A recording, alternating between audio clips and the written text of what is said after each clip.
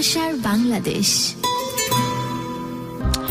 একদম ভালোবাসার বাংলাদেশ কিন্তু স্টার্ট হয়ে গিয়েছে এভরি থার্সডেতে, যেটা হয় ঢাকা এফএম 90.4 এ আপনি টিউন করলেই দেখতে পারবেন এবং শুনতে পারবেন, দুটোই পারবেন, বিকজ ডিজিটালাইজেশনের যুগে আসলে সবই সম্ভব।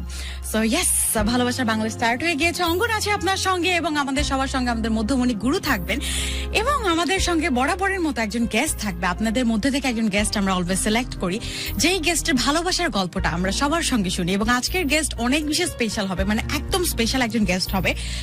একজন না দুইজন গেস্ট হবে। এবং আজকের যে ভালোবাসার বাংলাদেশটা, এটা হচ্ছে উইমেন্স ডে স্পেশাল একটা ভালোবাসার বাংলাদেশ। আমরা শুনতে চাই তার জীবনের কথা এট দ্য সেম টাইম, এবং ওই মানুষটি কেন বসে আছে, যে মানুষটি আমাকে অসম্ভব রকমের কমপ্লেক্সিটি দিচ্ছে, যে সব তাকে পাইতে হবে। এই যে মেরুন কালারের পাঞ্জাবি, তার উপরে চমৎকার কোটি, অসম্ভব সুন্দর গায়ের রং এবং মুখের অবয়ব এত সুন্দর হইতে হবে কেন? ঠিক না, সব একজনকে কেন পাইতে হবে? So unfair. সে মানুষটি কেন বসে আছে সে প্রসঙ্গে আমরা পরে যাব। তার আগে অসম্ভব শ্রদ্ধার সাথে ভালোবাসার বাংলাদেশ ঢাকা এফএম 90.4 এ ক্যানভাসে স্বাগত জানাচ্ছি অসম্ভব সুন্দর চোখের মানুষটিকে। Thank you. By the way, মেয়েটির নাম কি রে? 90s এ নীলম না কি ছিল, যে দাঁতের উপর একটা দাঁত ছিল? নীলম। এত সুন্দর লাগে আপনার পাশে এরকম সব চোখে পড়তেছে। জি, this is your microphone. Technical টিমকে একটু আগে বলছি, একটু এই মাইক্রোফোন ওকে না, ওইখানে রাখলেই হবে। আমি শুনতে পাচ্ছি কিনা? আমি কি আরেকটু চেয়ারটা এগিয়ে দিব না? ঠিক আছে, মনে হয় ওকে ভাবি একটু দাঁড়ান আপনি, আমি চেয়ারটা আগায় দিই। মেইনওয়াইল আপনাকে বলতে চাচ্ছি, অবশ্যই আপনি যে কাজটা করবেন সেটা হচ্ছে, আপনার কোনো ভালোবাসার গল্প থাকলে আপনি আপনার ভালোবাসার গল্পটি পাঠিয়ে দেবেন GURU স্পেস আপনার নাম, লোকেশন স্পেস আপনার ফোন নাম্বার লিখে পাঠিয়ে দেবেন 16260 এই নাম্বারে। এবং আমাদের হোয়াটসঅ্যাপ নাম্বারটি তো খোলা আছে 01841904904। এখানে আপনার ভালোবাসার গল্পটি but Angan, I am really desperate. আজ আমি রিয়েলি ডেসপারেট। আমি অনুরোধ করেছি, আজকে আমি চেয়ে নিচ্ছি, অনেক বেশি শেয়ার চাই। এখনো প্রায় 1000-এর কাছাকাছি ভিউয়ারশিপ আমাদের এখানে আছে। প্লিজ প্রত্যেকটা মানুষ শেয়ার করে ভালোবাসার এই কথাটা পৌঁছে দেন। আমি এই মানুষটিকে, এই দুইজন মানুষকে কিছুটা হলেও জানি, চিনি, তাই বলতেছি যে এটা আমার চাওয়া এক্স্যাক্টলি। আমি অনুরোধের স্বরে বলি, আর আজ আমি কিছুটা অনুরোধের সাথে দাবি সুর নিয়ে বলতেছি, যদি 16-17 বছরে আমি লাভ গুরু এতেশাম হিসেবে এতটুকু জায়গা আপনাদের মনের মধ্যে করে থাকি, সো প্লিজ আপনারা কেউ কোনোভাবেই আমাদেরকে আজকে লাইভ থেকে যাবেন না। এবং প্রত্যেকটা মানুষ, এক্স্যাক্টলি প্রত্যেকটা মানুষ যারা এখন এই মুহূর্তে আছেন, শেয়ার করে এই ভালোবাসার গল্প বহু মানুষের কাছে পৌঁছে দেবেন। চেয়ে নিলাম, ক্যাটাগরিক্যালি বলছি, দাবি নিয়ে বলছি। This is the very first time আমি শুধু অনুরোধ ছাড়া দাবিও যোগ করেছি, যে আমার যতটুকু জানি চিনি এই মানুষগুলোকে, সো তাদের জীবনের কথাগুলো শোনা অনেক বেশি ইম্পর্টেন্ট আমার মনে হয় পুরো মানুষের জন্য, যারা দেশ এবং দেশের বাইরে থেকে ভালোবাসার বাংলাদেশে ক্যাম্পাসে আছেন। আরেক দফায় অসম্ভব ভালোবাসা এবং শ্রদ্ধার সাথে স্বাগত জানাচ্ছি আপনাকে। থ্যাংক ইউ ভাইয়া। জি, এবং আমরা শুনতে চাই আপনার জীবনের কথা। কিছু ব্যাক টু ব্যাক 2-একটা টেক্সট নিয়ে নিস। লুকের কথা বলবে সেটা আমি জানি, এর বাইরে যদি আর কিছু থাকে। আচ্ছা, গল্পের শুরু থেকে আছি পাশে। Thank you so much. আপনি আজকে গেস্ট, আপনি আই লাভ ইউ বলেছে।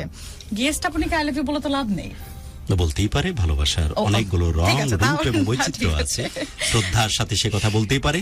আর আমার টেকনিক্যাল টিম বহুভাবে চেষ্টা করতেছে পলিমাটি তৈরি, কালো রংটাকে লাইটিং এর কিভাবে উজ্জ্বল দেখানো যায়, ওরা বার্ন করতেছে, আর আমার আলো যতই দিচ্ছে তারপর আমার ফর্সা দেখাচ্ছে না। এনিওয়ে, যাচ্ছি আমরা গেস্টের কাছে। জি, শুনতে চাই আপনার জীবনের কথা। প্রথমে সবাইকে ধন্যবাদ, খুব ভালো লাগছে এখানে এসে। সত্যি এখানে এসে মানে একেবারে মানে হোমলি ফিলিং। হ্যাঁ, মানে ফ্রেন্ডলি একটা, এতটুকু দিতে কিন্তু আমাকে দিতেই পারে, সবাই সেই কথা বলে। তা সত্যি একেবারে ফ্রেন্ড সার্কেলের মধ্যে গল্প করছি, এরকম একটা ফিলিংস, তো খুবই ভালো লাগছে। আর আপুকে তো আমি বরাবরই মানে প্রতিদিন রাত্রেবেলা ঘুমানোর আগে প্রোগ্রাম দেখি। হ্যাঁ, আমি আপনি আপু আসার পর আমাকে বলছিলেন যে প্রতিদিন রাতে আপনার সঙ্গে দেখা হয়, তখন আপনি বোঝেননি। তো আমি আজকে এখানে এসে আপুকে দেখে, ভাইয়াকে দেখে আসলে খুবই মুগ্ধ, খুবই ভালো লাগছে। Thank you. আর নারী দিবস এর মানে এই সময়টাতে আসতে পেরে আসলে ভালো লাগাটা আরো দ্বিগুণ হয়ে গেছে, যে এরকম একটা দিনে মানে এরকম একটা উপলক্ষের ইয়েতে আমি আসতে পারলাম। সত্যি খুব ভালো লাগছে। এই প্রোগ্রামটায় আসতে খুব চাচ্ছিলাম, কিন্তু এরকম একটা দিনে আসতে পারবো এতটাও বুঝিনি। আমাদের কিন্তু একটা ইন্ডিয়ার একটা কাপল আসার কথা ছিল, আরো কয়েকটা ব্যাক টু ব্যাক সেলিব্রিটি কাপলের প্ল্যান ছিল, কিন্তু আমরা অনেক চিন্তা ভাবনা করে এই কাপলটাকে সিলেক্ট করেছি। এই পাওয়ার কাপল বলতেই পারি আমরা। আমি lucky। এই উমেন্স ডে কে আমরা টার্গেট করে। হ্যাঁ, আমি লাকি যে আমি ওমেন্স ডেতে আসতে পেরেছি। ইউ ডিজার্ভ ইট ভাবি। জি, আমরা শুনতে চাই আপনার জীবনের কথা একদম বিগিনিং থেকে যদি একটু শেয়ার করেন। বিগিনিং থেকে আমাকে যতজন চেনে জানে বা যদি কেউ লাইভে থেকেও থাকে, আমাকে সবাই খুবই দুষ্টু প্রকৃতির হিসেবেই চেনে। আমি দুর্দান্ত দুষ্টু। হওয়া উচিত। এই চোখে যেন কেউ মানে ড্রয়িং রুমের প্লাস্টিক ফুলের মতো না হয়, পাহাড়ের বুনো ফুলের মতো হয়। Wild flower. একদমই তাই। আমি কখনোই এরকম স্থির করে বসে থাকা জিনিস মানে মানুষ না। আমি খুবই চঞ্চল, আর ছেলেবেলাটা ডান পিঠে হয়েই বড় হয়েছি। মানে সর্বোচ্চ যতগুলো দুষ্টুমি করা সম্ভব, মানে সবার হয়তো বা কয়েকজনের মিলিয়ে যে এ এটা করেছে, সে সেটা করেছে, এরকম যে ব্যাপারগুলো আমার মনে হয় একাই এরকম হয়ে যাবে। জি, আমরা আপনি চাইলে কি দু একটা ডেমো দিতে পারেন যে কি কি করতে হয়? হ্যাঁ, আমি এইখানে 2-1 ঘন্টা থাকলে আপনারা পেয়ে যাবেন আশা করি। আর আমরা 3 বোন, বড় আপু আর ছোট বোন দুজনেই শান্ত। আর ওরা যেহেতু শান্ত, আল্লাহ মনে হয় ব্যালেন্স করে ওইটুকু আমাকে দিয়ে দিয়েছে চঞ্চলতা হিসেবে। তো আমি অনেক চঞ্চল ছিলাম, আছি, থাকবো। বাইরে কোনো অপশন মানে নেই, you are just proud of yourself. বাইরে কোনো অপশন নেই। আর খুবই শান্তশিষ্ট মানুষগুলোকে আমার খুব অদ্ভুত লাগে যে এরা এরকম ভাব ধরে থাকে কেন, এটা করে কেন, কারণ আমি তো এরকম করি না। তো আর ছোটবেলা থেকে বাবা মাও হচ্ছে এটাকে কখনো বকাঝকা করেনি। আপনাকে নিকনেম কি নামে ডাকে রূপা। সবাই? রূপা। আপনি যদি পারমিট করেন আমি কয়েকটা টেক্সট নিয়ে নিই। অবশ্যই। ওকে, দুলাল মিয়া লিখেছেন সাথে আছি, লাভ ফ্রম চট্টগ্রাম আনোয়ারা, এমনটা জানিয়েছেন মিনুল ইসলাম। এবং শুনছি বেশ ভালো লাগছে, আপনারা কেমন আছেন এমনটা জানিয়েছেন উমর শেখ। যুক্ত হলাম সৌদি আরবিয়া রিয়াদ থেকে, এমনটা জানিয়েছেন ওয়াদুল নয়ন। এবং গ্রেট এই কথাটা জানিয়েছে মোহাম্মদ জসিম। এবং সবাই সবার মতো করে ভালোবাসা জানান দিচ্ছেন। বাট আমার কথা থেকে কেউ মনে হয় পিছু পা হবেন না। বহুবার আমি শুধু একটা জিনিস রিকোয়েস্ট করি যে আমাদের ভালোবাসা বাংলাদেশের পোস্টটি শেয়ার করুন। আর আজকে দাবি খাটিয়েছি, কারণ এই মানুষগুলোকে টুকটাক আমি জানি এবং চিনি ব্যক্তি জীবনে।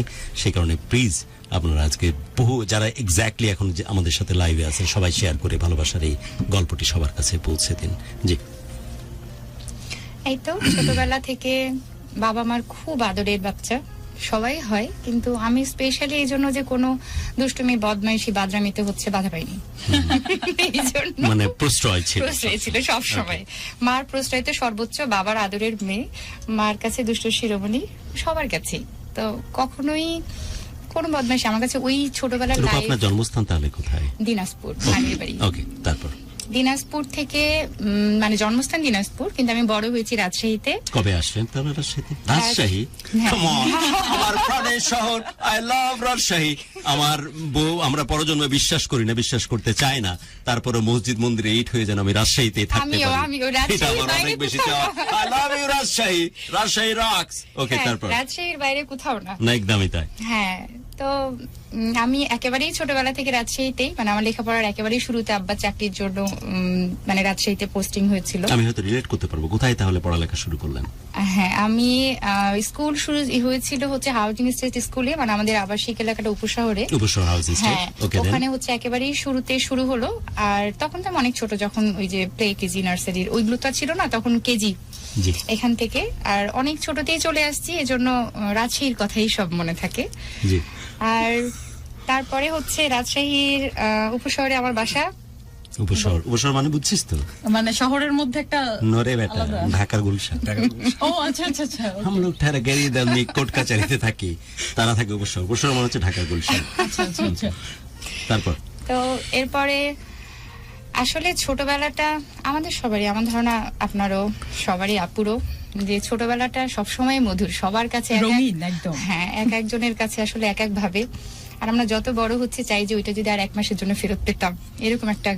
আর আমি তো অনেক কিছু করেছি, মানে অনেক দুষ্টুমি করেছি, তো আমার ছোটবেলাটা আসলে অনেক অনেক অনেক কালারফুল। দুই একটা ডেমো কিন্তু এখনো পাইনি। হ্যাঁ, যেমন বড় ভাইয়াদের সাথে যখন খেলতাম তখন আমি দুধ ভাত থাকতাম। দুধ ভাত বুঝছিস তো? হ্যাঁ, আমি থাকতাম, আমি জানি। হ্যাঁ, তারপরেও খেলতাম, মানে জীবনের কি মানে অদ্ভুত এক্সপেরিয়েন্স তো মানে এখন যদি আমার কোনো পাড়ার ভাই দেখে তো মানে তখন ওদের কান মলা দিবে, তারপরে হচ্ছে খেলবো, বা তারা খেলবে, আমি প্রাচীরের উপরে থেকে একটা জিনিস করে ওটা নষ্ট করে দিব, এই ধরনের কাজগুলো করার জন্য না, হলেও তুই থাকবো। দুধ ভাত হিসেবে হলেও থাক। ওটা তো খেলা লাগবে, কাউকে হারানোর জন্য হলেও আমি দুধ পাচ্ছি। কি ধরনের খেলার সাথে জড়িত থাকতেন? সব খেলা, মানে পাড়ার মধ্যে ওই যে ক্রিকেট খেলা, তখনকার ওই যে না, মানে যত যা আছে, ये लोग ठहरा बड़ा अगला শুধু आदमी সেইটা- ক্রিকেট ফুটবল আমরা দাঁড়িয়ে না, বান্দা গুড়ি ডান্ডা হ্যাঁ, এগুলো হ্যাঁ, নিয়ে মানে থাকতাম। খেলার নামও আমি ভুলে গেছি।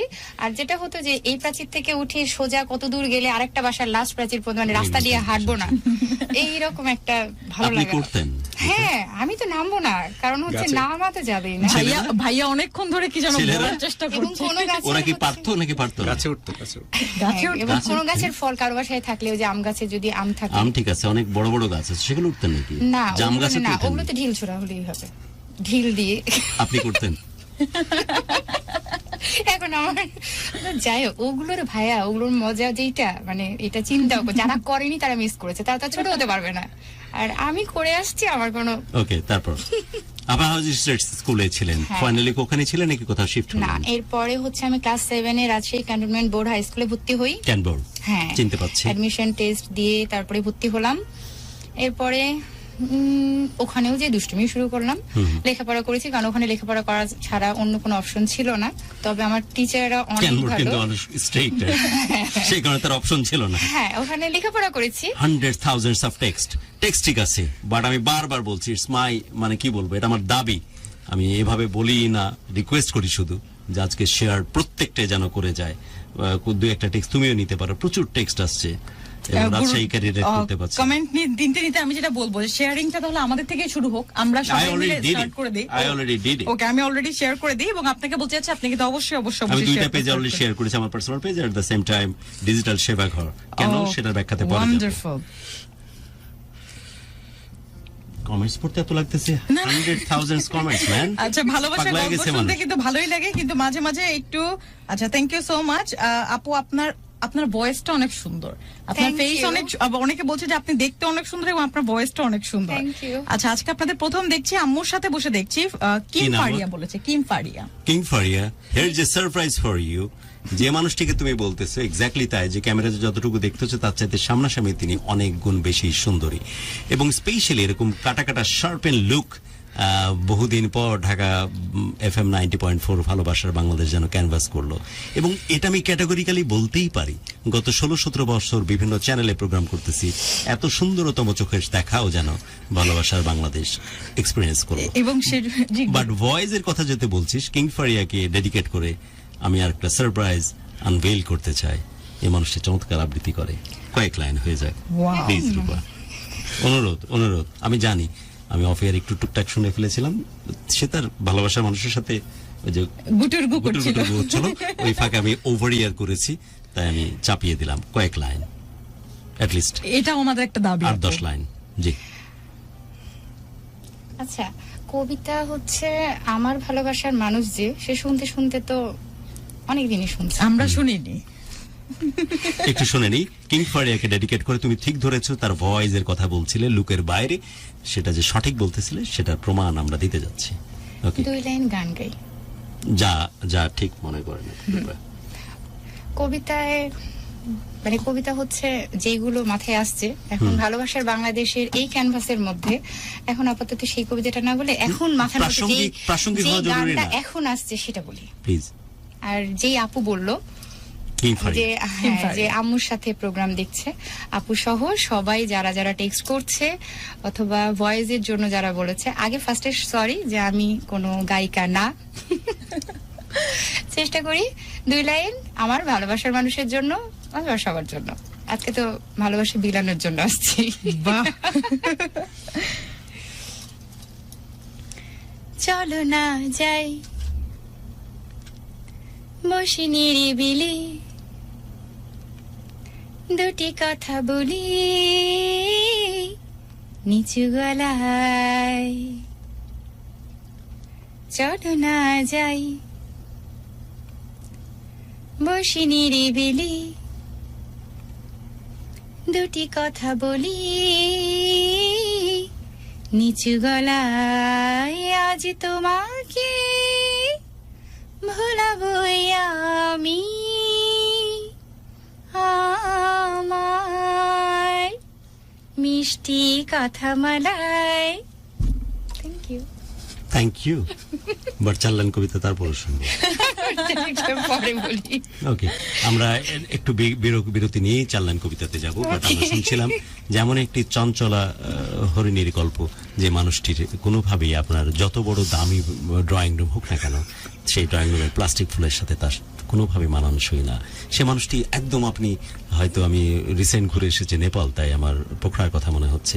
যখন কাঠমান্ডু টু পোখরার ওই রাস্তা দিয়ে যাচ্ছিলাম, তখন উনি যখন কথা বলছিল, ওনার চোখ যখন ব্লিঙ্ক করতেছিল, এবং সেই সাথে উপশহর তো মানে ঢাকার গুলশানের মতো রাজশাহী, যে কারণে তারা ফ্যাশনটা খুব ভালো বুঝে। উপরে যে জিনিসটা দিয়েছে ওটা কি কয় রে? আইশ্যাডো। সবকিছু মিলিয়ে যেভাবে ড্রিজলিং করতেছিল তার ফেস, তখন যেন আমার মনে হচ্ছিল যে একদম পাহাড়ে উঠতেছি, হাজার হাজার ফিটে উপরে, অনেক দূরে দূরে। তখন মনে হচ্ছিল যে পাহাড়ি ঝর্ণা, যেখান থেকে ঝর্ণা নামতেছে, বিশ্বাস কর পাগলায় গেছিলাম। গাড়ি থামালাম, তারপর কিছুক্ষণ সময় শুধু ওই ফুলটার দিকে তাকাইছিলাম যে পাহাড়ি জঙ্গলে বনফুল এত সুন্দর হয়। এই মানুষটির সাথে সেই জিনিসটারই তুলনা চলে, যাদেরকে কোনোভাবেই কেউ ক্যামেরাবন্দি করতে পারবে না, ভেতরের মধ্যে ওইভাবে আটকে রাখতে পারবে না। যে মানুষটি সত্যি পাহাড়ি এরকম ঝর্ণার মতোই দারুণভাবে মানুষকে উদ্বেলিত করতে পারে, বহু মানুষের ভালোবাসার কারণ হতে পারে। আমরা পরবর্তী স্টোরি শুনতে থাকবো।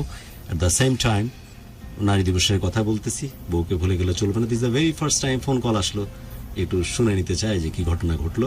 এই ফাঁকে আপনার স্টোরিটাও কন্টিনিউ করতে চাই। এরকম করিনি কখনো, আজ প্রথম করতেছি। প্লিজ।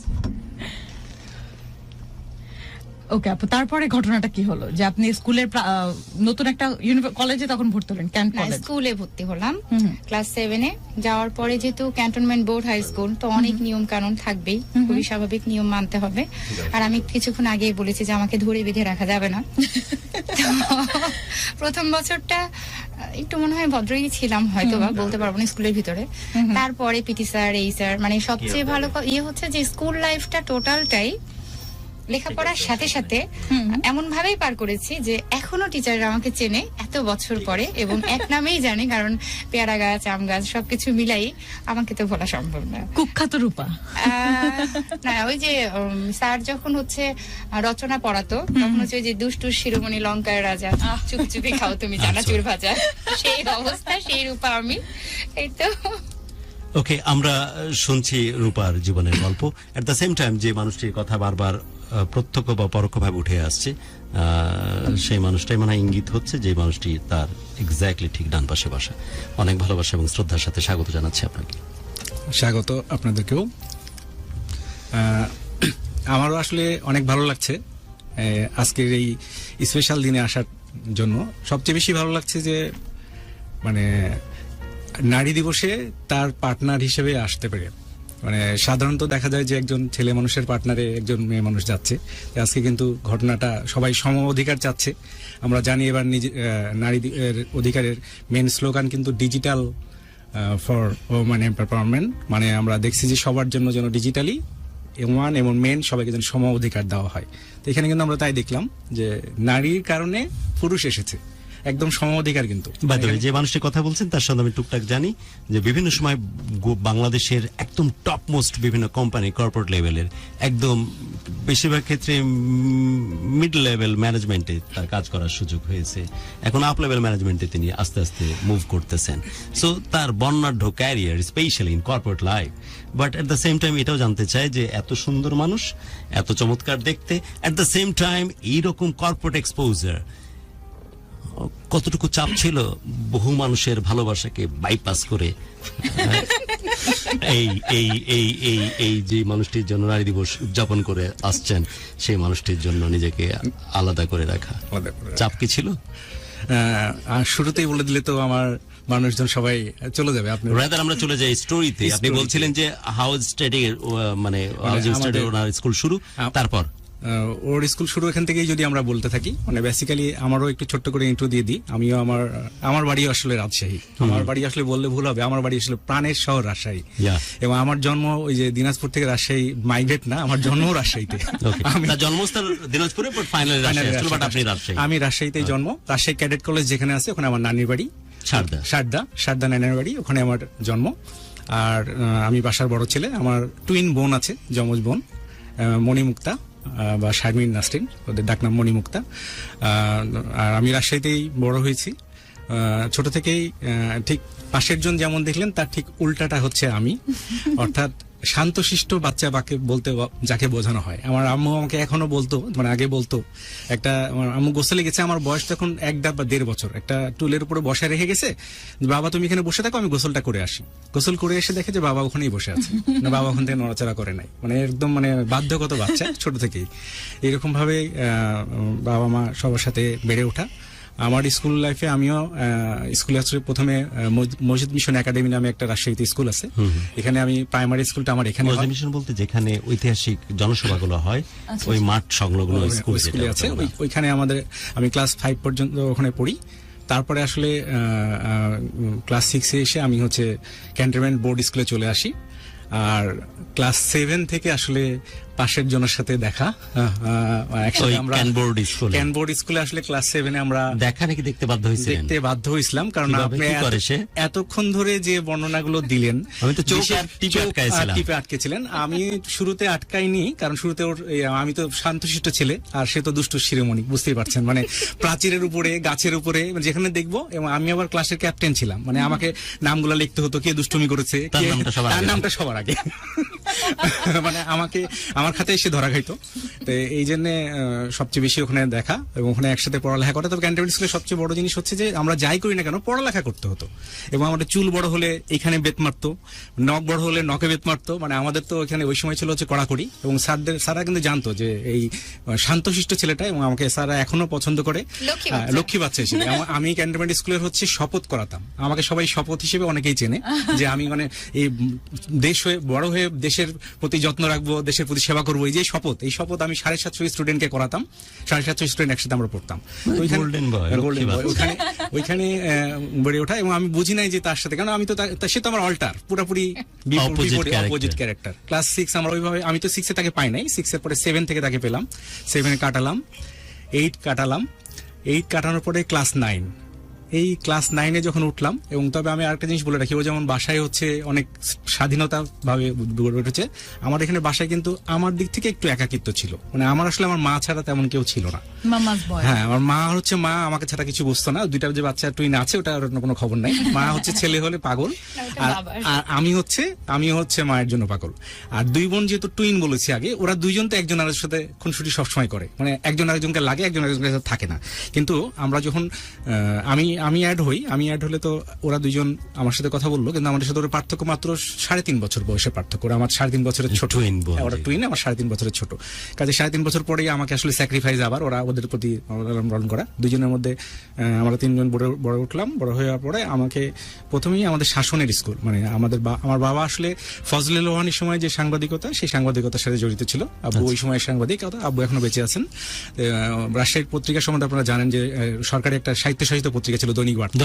হ্যাঁ, একদম লিডিং পয়েন্ট। এই লিডিং পত্রিকাতে আব্বু অ্যাডমিনিস্ট্রেটিভ অফিসার হিসেবে ছিলেন। ওখানে এই জন্য বাসায় সবসময় কড়া শাসন তার ওইখানেও ছিল। মানে আগের যুগের ওনারা তো কেমন ছিল আপনারা জানেন, ওনারা অনেক কড়াকড়ি ছিল। এই কারণে আমরা বাসায় দেখা যাচ্ছে বাবা বাসায় ঢুকলে টিভি অফ হয়ে যেত, মানে গেটের আওয়াজ পেলে আমাদের টিভিটা বন্ধ হয়ে যেত, আমরা পড়ার টেবিলে বসে যেতাম। মানে আমরা ওদের বাসার ঠিক উল্টাটা আমাদের বাসায় ছিল।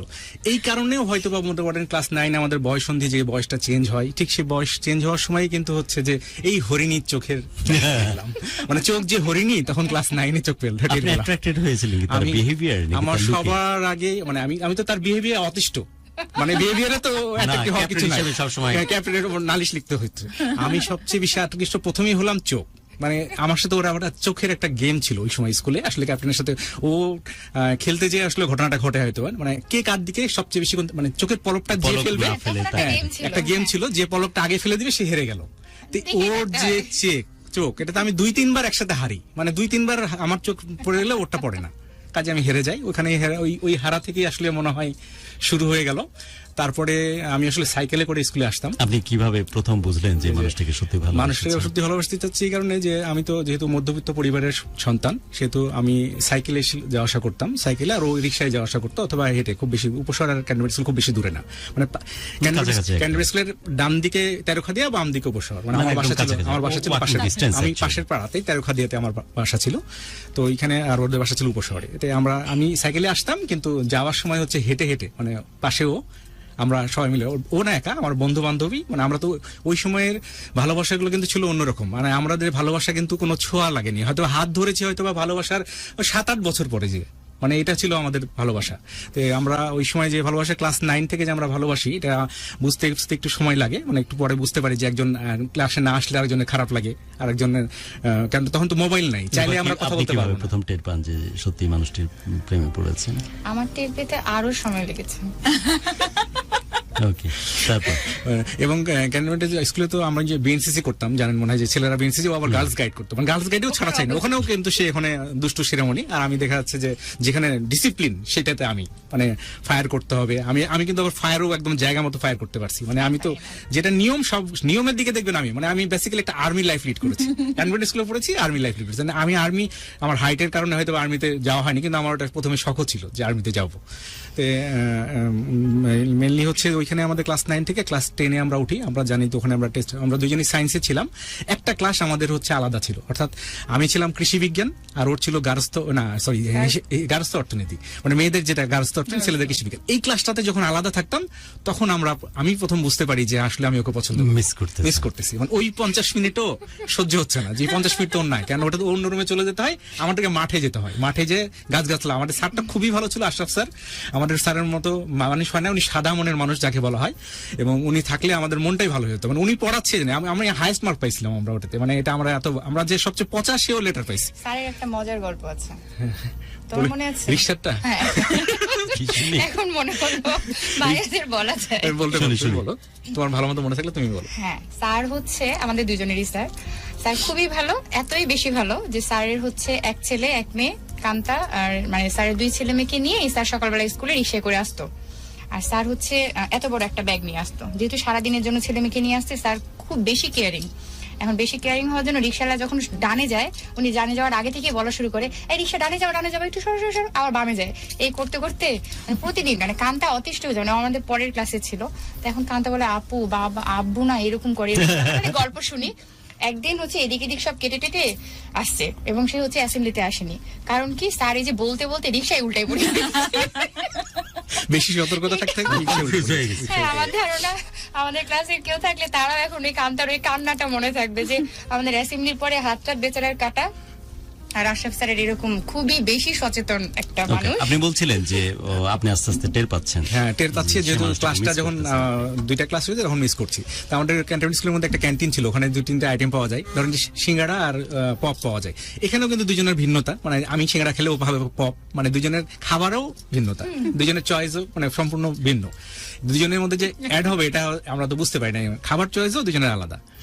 তারপরে দুজনে বোর্ডে উঠতে উঠতে ক্লাস 10-এ যেহেতু অনেক পড়ালেখা, তারপরে আমরা একটা পর্যায়ে এসে আমি কিন্তু আবার বুঝতে পারছেন যে ডিসিপ্লিন লাইফ আমার পছন্দ। কাজে আমি আবার বললাম যে না, আমরা সব যাই হোক না কেন, আমাদের হচ্ছে আগে পড়ালেখাটা ভালো করতে হবে, রেজাল্ট তো স্টার পাইতে হবে, মানে রেজাল্ট খারাপ হলে তো আমাদের আপনি গাইড করা শুরু করলাম যে আমরা এখন তো পড়ালেখা করতে হবে, পড়ালেখার কিন্তু তো গেছো মানুষ, ও তো হচ্ছে গেছে মানুষ, ও হচ্ছে পাস করলেই খুশি, মানে এই টাইপের। মানে যদি ক্যান্টনমেন্ট স্কুলে না হলে হয়তো পড়ালেখাই করতো না, ক্যান্টনমেন্ট স্কুলে তো বাউন্ডারির মধ্যে, এই কারণে এসে পড়ছে। আমরা টেস্ট পরীক্ষা হলো, টেস্ট পরীক্ষার মধ্যে যেরকম যা রেজাল্ট হলো, আমাদের স্কুলটা কতটা ভালো শোনেন, যে আমরা টেস্টে যে 11 জন স্টার পেলাম, আমাদের টোটাল প্রায় 60 জন, 50 জন না 60 জন স্টুডেন্ট ছিল, যে 11 জন স্টার পেলাম, ফাইনালি সেই 11 জনই স্টার পাইছি।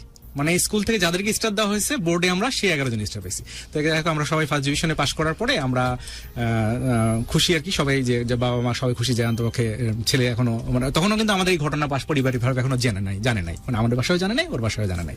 এরপরে আমাদের হচ্ছে ইন্টারমিডিয়েটের পালা। আপনি কিভাবে গাইড করতেন এই কিছু মানুষটাকে? ইন্টারমিডিয়েটের গাইডটা একটু বেশি ছিল, এই কারণে ওইটাতে নিয়ে যাচ্ছে। এইচএসসি চেয়ে অত বেশি শুনি তো কি ধরনের গাইড করতেন? ইন্টারমিডিয়েটে যে দুজনের পরীক্ষা, কলেজটা হয়ে গেল দুজনের ভিন্ন, এখানে তো একটা ক্লাস ভিন্ন ছিল, এখানে হচ্ছে কলেজটাই ভিন্ন। তো ওইখানে ওই যে জানেন তোমরা মার্কের ভিত্তিতে যে ভর্তি করে, এতে আমরা এক একজন এক এক কলেজে চলে গেলাম। আমি ছিলাম নিউ ডিগ্রি কলেজে, নিউ ডিগ্রি গভর্নমেন্ট কলেজে, আর ও ছিল বরেন্দ্র কলেজে। তো কিন্তু ক্লাস ভিন্ন হবে, মানে বিধাতা যদি একসাথে পাঠায় থাকে তো কলেজের ক্ষমতা আছে আলাদা করার। এই কারণে আমরা দেখা যাচ্ছে বাংলা ক্লাসটা ওর কলেজে করছি, ইংলিশ ক্লাসটা আমার কলেজে করছি, অর্থাৎ দুইজনই একই ক্লাসরুমে। বরেন্দ্র কলেজের ক্লাসও আমি করেছি, ও নিউ ডিগ্রি কলেজের ক্লাস করেছে। আর এখানে একটা ক্লাসে 180 জন, স্যারদের টের পাওয়ার কোনো উপায় থাকে না যে কে স্টুডেন্ট কে স্টুডেন্ট না, মানে যে বসে থাকে সবাই স্টুডেন্ট। তো এই জন্য আমার দেখা যাচ্ছে সপ্তাহে একটা সপ্তাহ আমি বরেন্দ্র কলেজে ক্লাস করছি, পরের সপ্তাহ আমার নিউ ডিগ্রি কলেজে চলে আসছে। মানে আমার ওর কলেজের সবাই আমাকে চেনে, এবং প্রথম থেকে কিন্তু বডিগার্ড হয়ে গেলাম আমি। কারণ মানে ওর পিছিয়ে যেগুলো যারা একটু লাইন দিবে তারা কিন্তু সতর্ক। এদিকে আমারও তাই, আমাকে কলেজে আমাকে অনেক মানে ওর কারণে আমাকে অনেক তিক্ত থাকতে হয়েছে। যেমন আমাকে এসে তুমি কি ফিরোজ, হ্যাঁ তো কি হয়েছে, এই অ্যান্সার দৌড় মারতেছে। তো এই যে দৌড় মারছে, কারণ আমার তো নালে তো আবার বাউন্ডারি আছে, এই কারণে আমি হচ্ছে এইভাবে। কিভাবে গাইড করতেন পরীক্ষার সময়? সবচেয়ে গাইড হচ্ছে 24টা ঘন্টা, 24 ঘন্টা কিভাবে সে করবে, পাস করবে। আমার একটা রুটিন করে দেওয়া ছিল, আমি একটা রুটিন করে দিয়েছিলাম যে ঘুম থেকে সে কখন উঠবে, ঘুম থেকে উঠে নাস্তা কখন করবে, নাস্তার জন্য কতক্ষণ, 15 মিনিট না 20 মিনিট, এবং নাস্তা করার পরে হচ্ছে কখন কোন বইটা পড়বে, এখন কি ইংলিশ পড়বে না ম্যাথ করবে না বিজ্ঞান পড়বে না কেমিস্ট্রি পড়বে। কেমিস্ট্রি কিছুই বুঝতো না, একদম কিছুই বুঝতো না। কেমিস্ট্রি পুরোপুরি ওকে আমি বুঝাইছি, মানে আমি না বুঝালেও বুঝতো না। মানে হচ্ছে আমরা যতই প্রাইভেট পড়ছি কিন্তু একসাথে, কিন্তু কেমিস্ট্রি বুঝতো না। কিন্তু কেমিস্ট্রি ওকে এমন ভাবে বুঝাইছি, আমি বুঝালেও সব বুঝতো, স্যার বুঝালে কিছু বুঝতো না। এই জন্য আমি ওকে নোট করে দিতাম খাতার মধ্যে, আমার নিজেরও নোট করা হয়ে যেত, মানে পড়ালে কিন্তু নিজের পড়া হয়ে যায়। তারপর একটা প্লাস পয়েন্ট ছিল যে প্রাইভেট পড়ার পরে কেমিস্ট্রি বোঝানোর জন্য যখন আমার বাসায় আসবে, টাইমের একটা ব্যাপার আছে যে আমি আবার টিচার, মানে আমি পড়াচ্ছি মতো। আমি এসএসসির পরপরই হচ্ছে আমি আবার আমার আব্বুর এক ফ্রেন্ডের মেয়েকেও পড়াতাম। তো আমি আমার পড়ানোর অভ্যাসটা তখন থেকেই, যাতে পকেট মানিটা চলে আসে। মানে এসএসসি যখন রেজাল্ট ভালো করলাম, ওই জিনিসটা পেলাম, তখন বাবার ফ্রেন্ড এমনিতেই বললো যে ওকে। অঙ্গন তুই তো এই জেনারেশনের মেয়ে, রাইট? বাবু খাইছো টাই?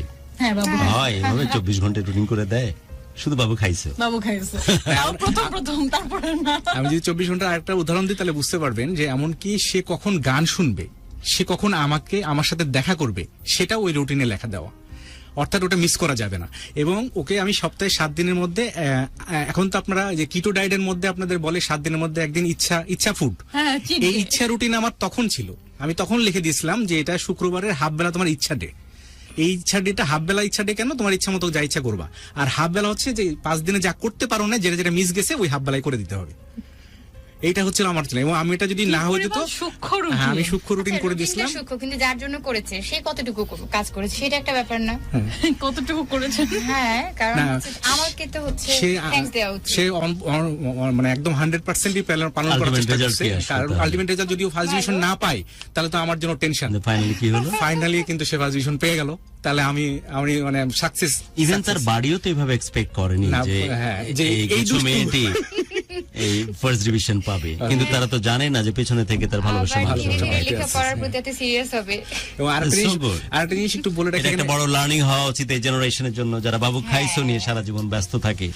সত্যি এরকম যদি প্রেমময় সম্পর্ক থাকে, তাহলে দুইজন মানুষই সফলতার সামনের দিকে এগিয়ে যেতে পারে। জি, তারপর এর মধ্যে একটা মজার ব্যাপার বলে নি, এর মধ্যে একটা খুবই অ্যাক্সিডেন্টাল ঘটনা ঘটেছিল। মানে ইন্টারমিডিয়েটে জানেন তো, মানে একটা টেস্ট পরীক্ষা হয়, টেস্ট পরীক্ষার পরে তো ফাইনাল হয়। টেস্ট পরীক্ষার সময় ম্যাথ পরীক্ষার আগে, পরীক্ষার দিন পরীক্ষা দিতে যাব, অনেকে ইকো করছে যে বেস্ট জুটি এই ধরনের কথাগুলো বারবার বলার চেষ্টা করছে। সবাইকে কৃতজ্ঞতা আমাদের পক্ষ থেকে। আপনারা আছেন আমাদের সাথে ভালোবাসা বাংলাদেশ ঢাকা FM 90.4 এই ক্যানভাসে। চাওয়া একটাই যে প্লিজ শেয়ার করুন, শেয়ার করে বহু মানুষের কাছে ভালোবাসার কথা পৌঁছে দিন। জি, তারপর আমরা ওখানে যখন ইন্টারমিডিয়েট পরীক্ষা দিতে, ম্যাথ পরীক্ষা দিতে যাচ্ছি, ওই দিনকে আমার মানে মাথা ঘুরে পড়ে গেছিলাম। তো তারপরে ওইভাবে নিয়ে গেল, তো পরীক্ষাটা আসলে ভালো হলো না। এই কারণে টেস্ট পরীক্ষায় একটা পরীক্ষার কারণে আমার হচ্ছে সেকেন্ড ডিভিশন পেয়ে যায়। এবং তখন আমরা একবার রিক্সায় একটা জায়গায় ঘুরতেছিলাম। আমরা তো জানেন তো, মানে আমরা রিক্সায় উঠছি বহু বছর পর ইন্টারমিডিয়েটে, তাও আমাদের কিন্তু হুড ফেলা, মানে আমাদের ওর পছন্দের জিনিস হচ্ছে হুড ফেলে রিক্সায় ঘোরা, নট হুড তোলা। হুড ফেলাটা হচ্ছে তার পছন্দ। সম্পর্কে কত বছর পর? সম্পর্কটা হচ্ছে 9, 10, 11, 12 4 বছর পর। কলেজে প্রথম আমরা মনে হয় রিক্সা উঠেছি 1-2 বার, ওই একদিনই উঠছি মনে হয়। ওই দিনই আমার বাবার বন্ধুর চোখে পড়ছে। মানে রাজশাহী শহরটা খুবই ছোট। 4 বছর পর, 4 বছর পর বাবার প্রথম রিক্সায় উঠছে, তা হুড খোলা, ওই দিনই বাবার কাছে নিউজ চলে গেছে। বাবা তো এসে উত্তম বদন দিল, এবং আমার পরীক্ষার রেজাল্ট দাঁড়ালো হচ্ছে আমি সেকেন্ড ডিভিশন পাইছি, মানে টেস্ট পরীক্ষা। আপনার অসুস্থতার কারণে? অসুস্থ খুশি তো, এবং সাথে ওনারা তো ওটা তো ভুলে যাবে তখন, উনি ভুলে যাবে। ওনার ধারণা যেটার কারণে এটার কারণে সেকেন্ড ডিভিশন পাইছে, তখন তোর ছেলে উচ্ছন্নে গেছে এটাকে বললো। তখন আমিও আবার ওকে বললাম যে ঠিক আছে, আমি তো সবসময় করি, আমাদের 3 মাস আমরা দুজনের সাথে দেখা করবো না। এবং বাড়ি থেকে বললো 6 মাস যদি তোমরা দেখা না করতে পারো, দুজন থাকতে পারো, এবং দুজনের মধ্যে যদি তারপরও মিল মোহাম্মদ থাকে, তাহলে বুঝবো তোমাদের মধ্যে আপনারা আসলে। পারছিলেন? আমরা 6 মাস আমরা পারছি, আমরা দেখা তাদেরকে করিনি। কথা দিয়েছি, আমরা দেখা করি নাই, কথা ফাইনাল দিই নাই। রেজাল্ট কি আসলো? এবং ওই যে সে তো ফার্স্ট ডিভিশন। হ্যাঁ, সেই ফার্স্ট ডিভিশনে আমার তো 2বার স্টার আমার বাবার লাগবে, তো এইবারও আবার আল্লাহর রহমতে আবার স্টার পাইছি, Matric star পাইলেন। Matric star, interview star. এই স্টার না হলে তো আমার বাবার চলবে না, আর ও কিন্তু ফার্স্ট ডিভিশন ঠিকই পেয়ে গেল। তাহলে আমাকে আমার বাবা কিন্তু সম্পর্কের এই বোধ থাকা উচিত, যেটা দেখা যায় না। হ্যাঁ, মানে যা বাবা বুঝতে পারলো যে না, ছেলে পাইছে। তারপরে হচ্ছে ওইখানে আমাদের একটা জিনিস ছিল, ওইখানে আবার আমি প্রথম কোন দিন এসেছিল আমাদের 6 মাসের পরে? প্রথম 6 মাসের পরে প্রথম যেদিন আসছি সেদিন হচ্ছে রেজাল্টের দিন। হ্যাঁ, রেজাল্টের কারণ দিন তার আগে তো আমাদের দেখা তার আগে তো সব দেখা বন্ধ। কোচিং আলাদা, প্রাইভেট আলাদা, সবকিছু সব আলাদা। আলাদা যোগাযোগ করতেছে। না, না, কেমন ছিল রূপা ওই মুহূর্ত যখন ফার্স্ট দেখলে 6 মাস তখন পর? পড়তে হবে না, আমার সাথে আবার দেখা হয় না, আমার বড় আপু আর আমার সাথে দেখা হয়েছে, কারণ সে হচ্ছে রেজাল্ট বলতে আসছিল। আমি result বলতে আসছিলাম। বাসায় মানে ছিলাম। দেখেনি তাকে? না, না না, আমি মানে ওর আম্মা খুব আর বড় খুশি আপু হয়ে রেজাল্ট বলতে আসছে, পরে হচ্ছে আম্মা ভিতরে ঢুকে রাগের চোটে আমাকে রেজাল্টটা বললো। মানে আমি যেহেতু স্টার পাইছি আর মানে গর্বে তো বসে যে এখন তো কাজ ওই হয়ে কথার গেছে। অর্থ তো আমি বুঝছি, আমার মা তো বুঝছে না। এবং সবচেয়ে মজার ব্যাপার হচ্ছে যে যদি বলেন যে ভালোবাসার মধ্যে পড়ালেখায় ফাঁকিবাজি, এটা অনেকের মধ্যে চলে আসে এখনকার জেনারেশনে। আমি সত্যি কথা বলতে এখন তো আমার বলতে বাধা নেই, এখন তো আমার কোনো গার্জিয়ান ওইভাবে আমাকে বাধা নেই। আসলে আমি কিন্তু ইন্টারমিডিয়েট পর্যন্ত আমরা কিন্তু আসলে পড়ালেখায় কেউ ফাঁকি দিই নাই, মানে আমাদের এটা ছিল আলাদা টাইম। কেননা মানে যদি অ্যাফেয়ার লাইফ থাকে এটার জন্য খুব বেশি সময় লাগে না, আর পড়ালেখা কিন্তু প্রতি সময় করতে হয় না। যদি কেউ রেগুলার পড়ালেখা করে, আমি আবার ক্লাস নোটে আগে থেকেই ভালো, মানে আমার ক্লাসে আমার অর্ধেকে বেশি পড়া হয়ে যায়, মানে 80% পড়ালেখা ক্লাসেই করে আসি, 20% বাসায় করতে হয়। স্যার যদি ক্লাসে পড়াই তাহলে আমার ক্লাসেই পড়া শেষ। এই কারণে আমি নোটটা ভালো মতো করে ওকে দিয়ে দিতাম, ও ওটা একবার দেখলে ওটা হয়ে যেত। মানে আমি স্যার যদি বলে যে আকাশে 3টা পাখি উঠছিল, আমার ওই খাতার মধ্যে লেখা থাকে আকাশে 3টা পাখি উঠছিল, মানে আমি যা বলছেন বলছেন উনি আমার নোটে তাই থাকবে। এবং আমি যতটুকু চিনি এই মানুষকে এক্স্যাক্টলি এরকমই, কিন্তু এবং আমি কিন্তু অবাক হচ্ছি না। ইউনিভার্সিটি লাইফে যদি আপনি বলি আমার খাতা 50 কপি হইতো। আমি আসনলাই পড়েছি, পরে বলতেছি যাকে এটা হচ্ছে যে ইন্টারমিডিয়েটে যেটা বলছিলাম যে ওইখানে আসার পর আমি যদি বলি ফাঁকি মারছি, যেটা বললেন ফাঁকি মারা হচ্ছে ইন্টারমিডিয়েটের পরে আমরা ফ্রেন্ডরা একটু আড্ডা দিয়েছি বেশি, অর্থাৎ এবং আমাদের ফ্রেন্ড সার্কেলটা এত ভালো ছিল বলতে হবে যে আমরা যে প্রায় 7-8 জন ফ্রেন্ড সার্কেল আছে এখনো, তাদের সাথে আমার স্কুল ফ্রেন্ড গুলো তাদের সাথে এখনো যোগাযোগ আছে। এবং আমরা বিলিভ করেন, আমরা ধরেন যে যদি 15 জন ফ্রেন্ড হয়ে থাকি, আমরা এখনো 13 বা 14 জন সিগারেট পর্যন্ত খাই না। মানে আমরা 13 বা 14 জন মানে বেড়ি খাই নেই। আমরা 11 জন স্টার পেলাম না, তার মধ্যে একটা মেয়ে ছিল শুধু, বাকি 10 জন আমরা ছেলে ফ্রেন্ড। তো ছেলে ফ্রেন্ডের মধ্যে আমরা 10 জনে আমরা লাইফে একটা সিগারেট খেয়েছি, সেটা হচ্ছে যেদিন আমাদের এসএসসি রেজাল্ট দেয় সেদিন আমরা একটা সিগারেট দিয়ে একটা মুভি দেখছি। আমরা উপহার সিনেমা হল, আমার মনে আছে এখনো, উপহার সিনেমা হলে একটা মুভি দেখছি, বাংলা মুভি, হয়তো রুবেল টুবেল কারো মুভি দেখছি, যে মুভির মধ্যে আমরা সবাই 10 জনে 10টা সিগারেট ধরেছিলাম। এবং আমি কিন্তু এখনো টেনে ভিতরে নাক দিয়ে ছাড়তে পারি না, মানে আমার ওটাই ফার্স্ট এন্ড লাস্ট লাইফে, আমার ওটাই একটাই সিগারেট। এবং আমি কোনোদিন আর কোনো যে বাজে নেশা টেশা আমি কোনোদিন টাচ করেও দেখি নাই কাজে। এবং আমি না, আমাদের ওই পুরো ফ্রেন্ড সার্কেল এখনো, আমার ফ্রেন্ড সার্কেল কেউ এখনো সিগারেটও খায় না, মানে অন্যান্য নেশা তো দূরের কথা। কাজে প্রেম করলে যে নেশা করতে হবে। এবং আমাদের মধ্যেও কিন্তু বিরহ ছিল, আমরা এইচএসসির পরে কিন্তু 6 মাস আমাদের মধ্যে বিরহ রেখে দিয়েছে। আমরা কিন্তু জানতাম না যে তখন এই 6 মাসের পরীক্ষায় আমরা পাশ করতে পারবো কিনা, আমরা দেখা করে ফেলতে পারি। এবং আমার বাবা বুঝতেই পারছেন সাংবাদিক ছিলেন, কাজে তার কাছে তথ্য চলে যাওয়া কোনো ব্যাপার না, আমরা কেউই চাইনি, আমরা দেখাই করি, আমরা সৎ ছিলাম, নিজেদের জায়গায় আমরা নিজেদের জায়গায় অনেস্ট ছিলাম। যে আর ও তো আমাকে রুটিন করে দিয়েছে, routine আমাকে ওই করে অনুযায়ী দিয়েছে, চলতে হবে, আমার নোটপত্র আছে, আমাকে আমার মতো পড়তে হবে, এই বইয়ের স্তূপ আমাকে শেষ করতে হবে।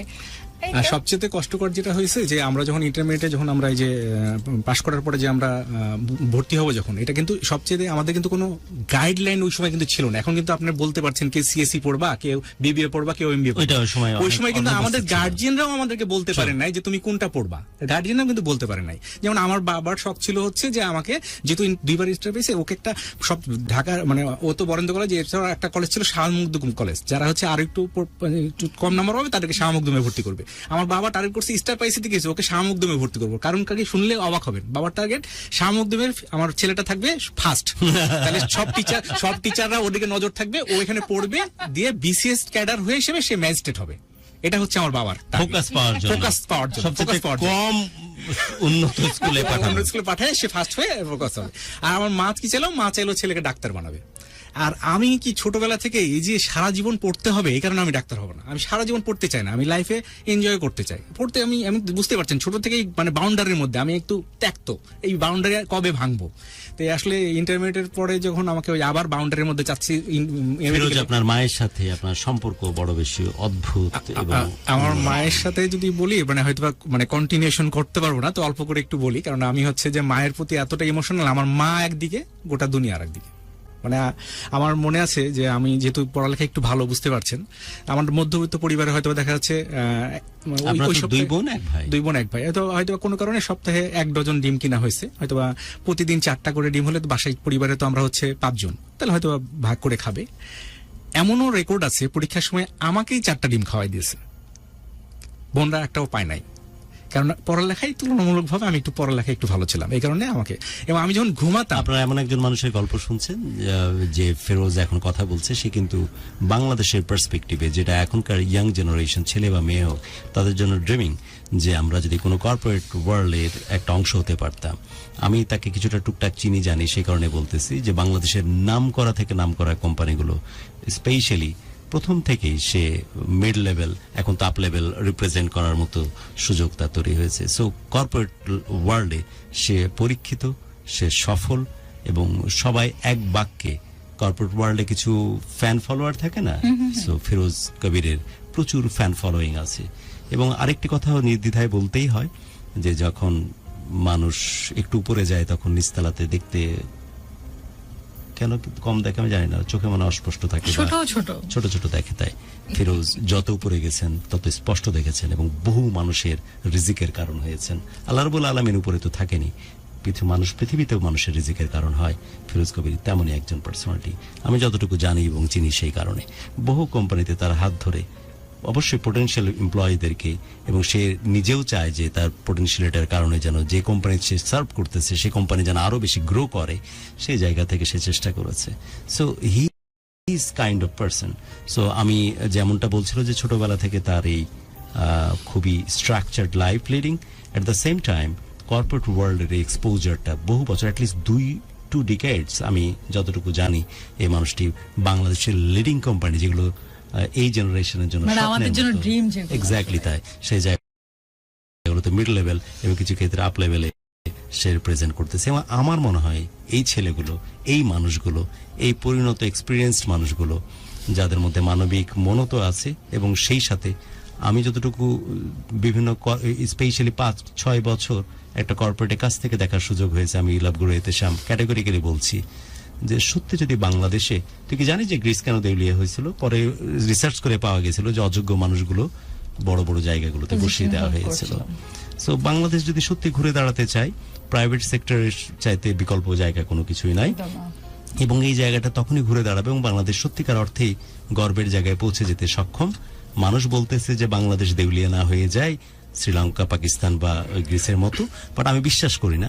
কারণ এরকম ফিরোজ কবির যদি থাকে, আর যদি প্রপারলি পেট্রোনাইজড হয়, এই ধরনের মানুষ যদি শুধুমাত্র মিড লেভেল আপ লেভেল না, এরা যদি সিইও বা এমডি হিসাবে সামনে থেকে ক্যাপ্টেন অফ দ্য শিপের মতো নেতৃত্ব দেয়, তাহলে ডেফিনেটলি বাংলাদেশের চেহারা বদলে যেতে বাধ্য। So this is all about, আমি এই তার কর্পোরেট এক্সপোজারের দারুণ একজন ফ্যান, এবং আমি না বহু মানুষ তার ফ্যান এই কর্পোরেট এক্সপোজারের দিক থেকে, যেমনটা বলছিল ফিরোজ কবির। আমরা পরবর্তী গল্প সামনের দিকে কন্টিনিউ করব। তিনি বলছিলেন তার মায়ের কথা, তার মায়ের প্রসঙ্গে আমি আসলে জানতে চাই, যেমন যে মায়ের কথা বলছেন, যে এমন মায়ের কথা আসলেই জানতে চাই যে কি যত্ন করে তিনি তার গর্বে ধারণ করেছিলেন এই ফিরোজ কবিরকে, যে ফিরোজ কবির বহু মানুষের কাছে শ্রদ্ধার এবং ভালোবাসার পাত্র। ফিরোজ কবির, স্ট্রেট ওয়ে, আমাদের যেহেতু সময়ের কিছু পাবন্দি আছে, মায়ের সাথে কেমিস্ট্রি কথা তো শুনছি, মাকে কতদিন কাছ থেকে পাওয়ার সুযোগ হয়েছে এবং এখন অবস্থাটা কি পর্যায়ে আছে? মায়ের সবচেয়ে বড় জিনিস যেটা, সেটা হচ্ছে যে আপনাকে যে একটু শর্ট করে একটু বলি, যে মা, আমি যখন ঘুমাতাম তখন যদি আমার রুমের পাশ দিয়ে কেউ যেত, আম্মু তাকে বাধা দিত। মানে আমি যখন ঘুমাচ্ছি তার মানে ছেলে তার একটা ভালো কাজ করছে।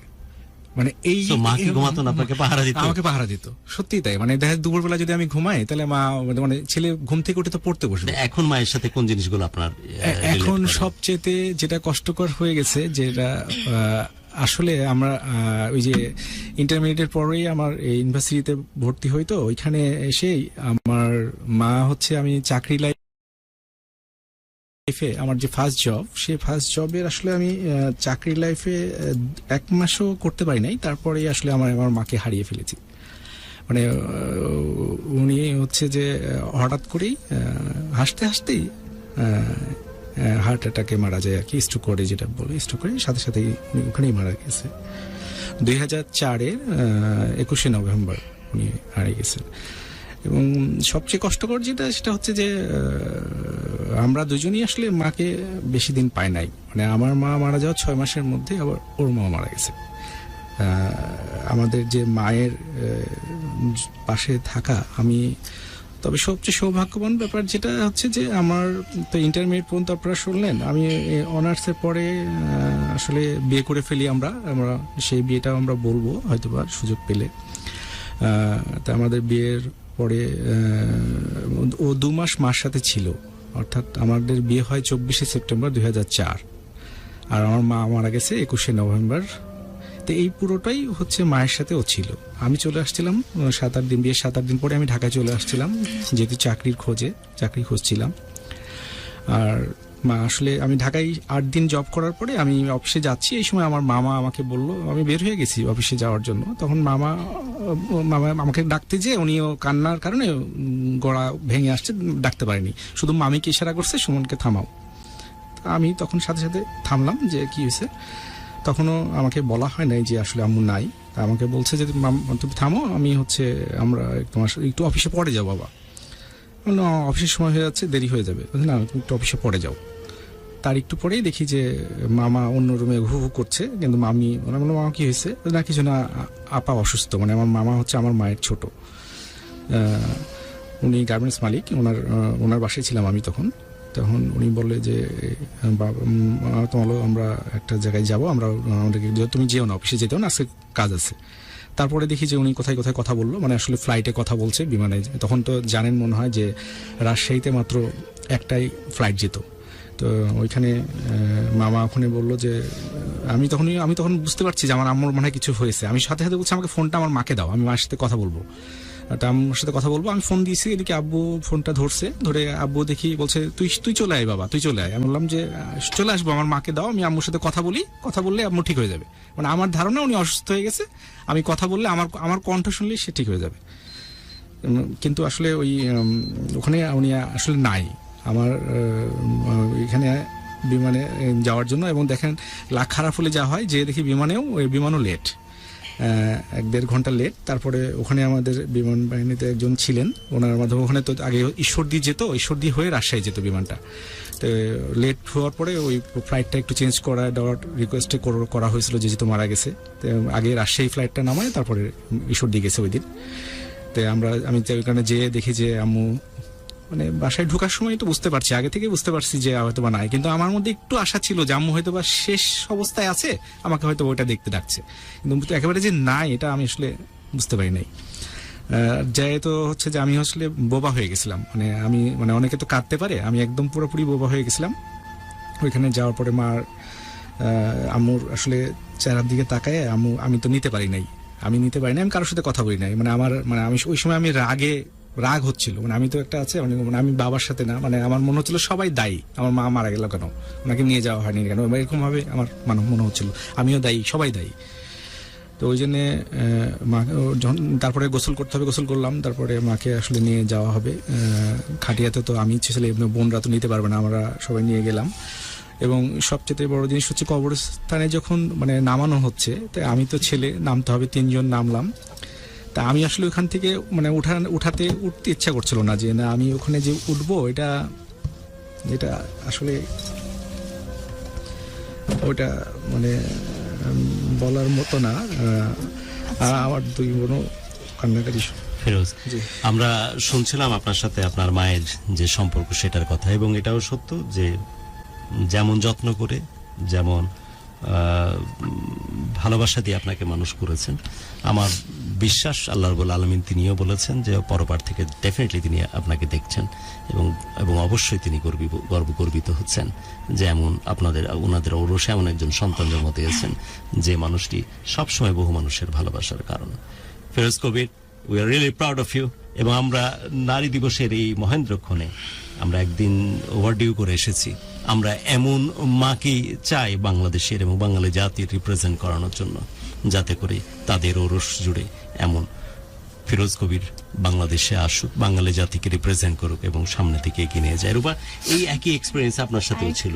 হ্যাঁ, আর না ওইটা তো আমার মা কয় মাস পরে আপনি আপনার মা হারালেন?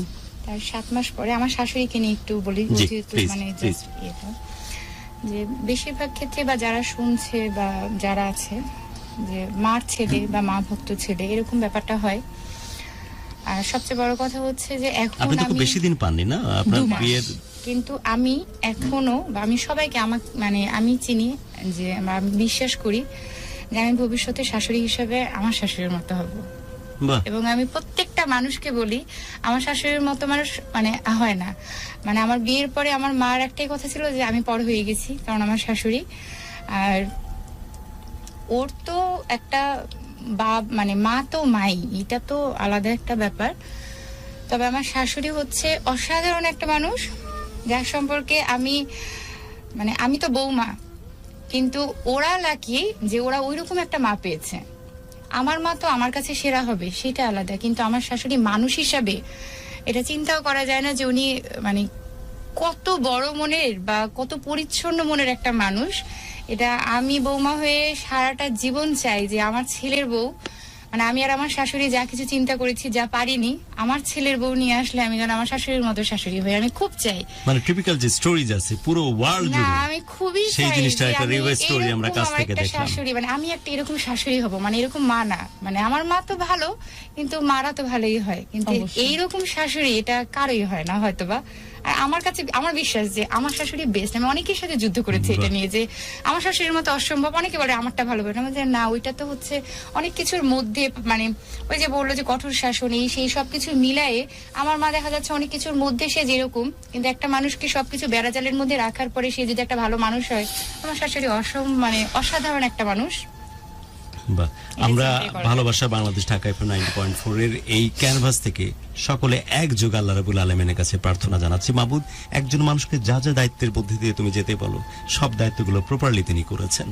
এখন অবশ্যই আমরা বিশ্বাস করি এবং প্রার্থনা করি যে যেমন সস্নেহে তিনি তার কাছের মানুষজন করে রেখেছেন, স্পেশালি তার বৌমাও একই অ্যাকনলেজমেন্ট দিচ্ছে।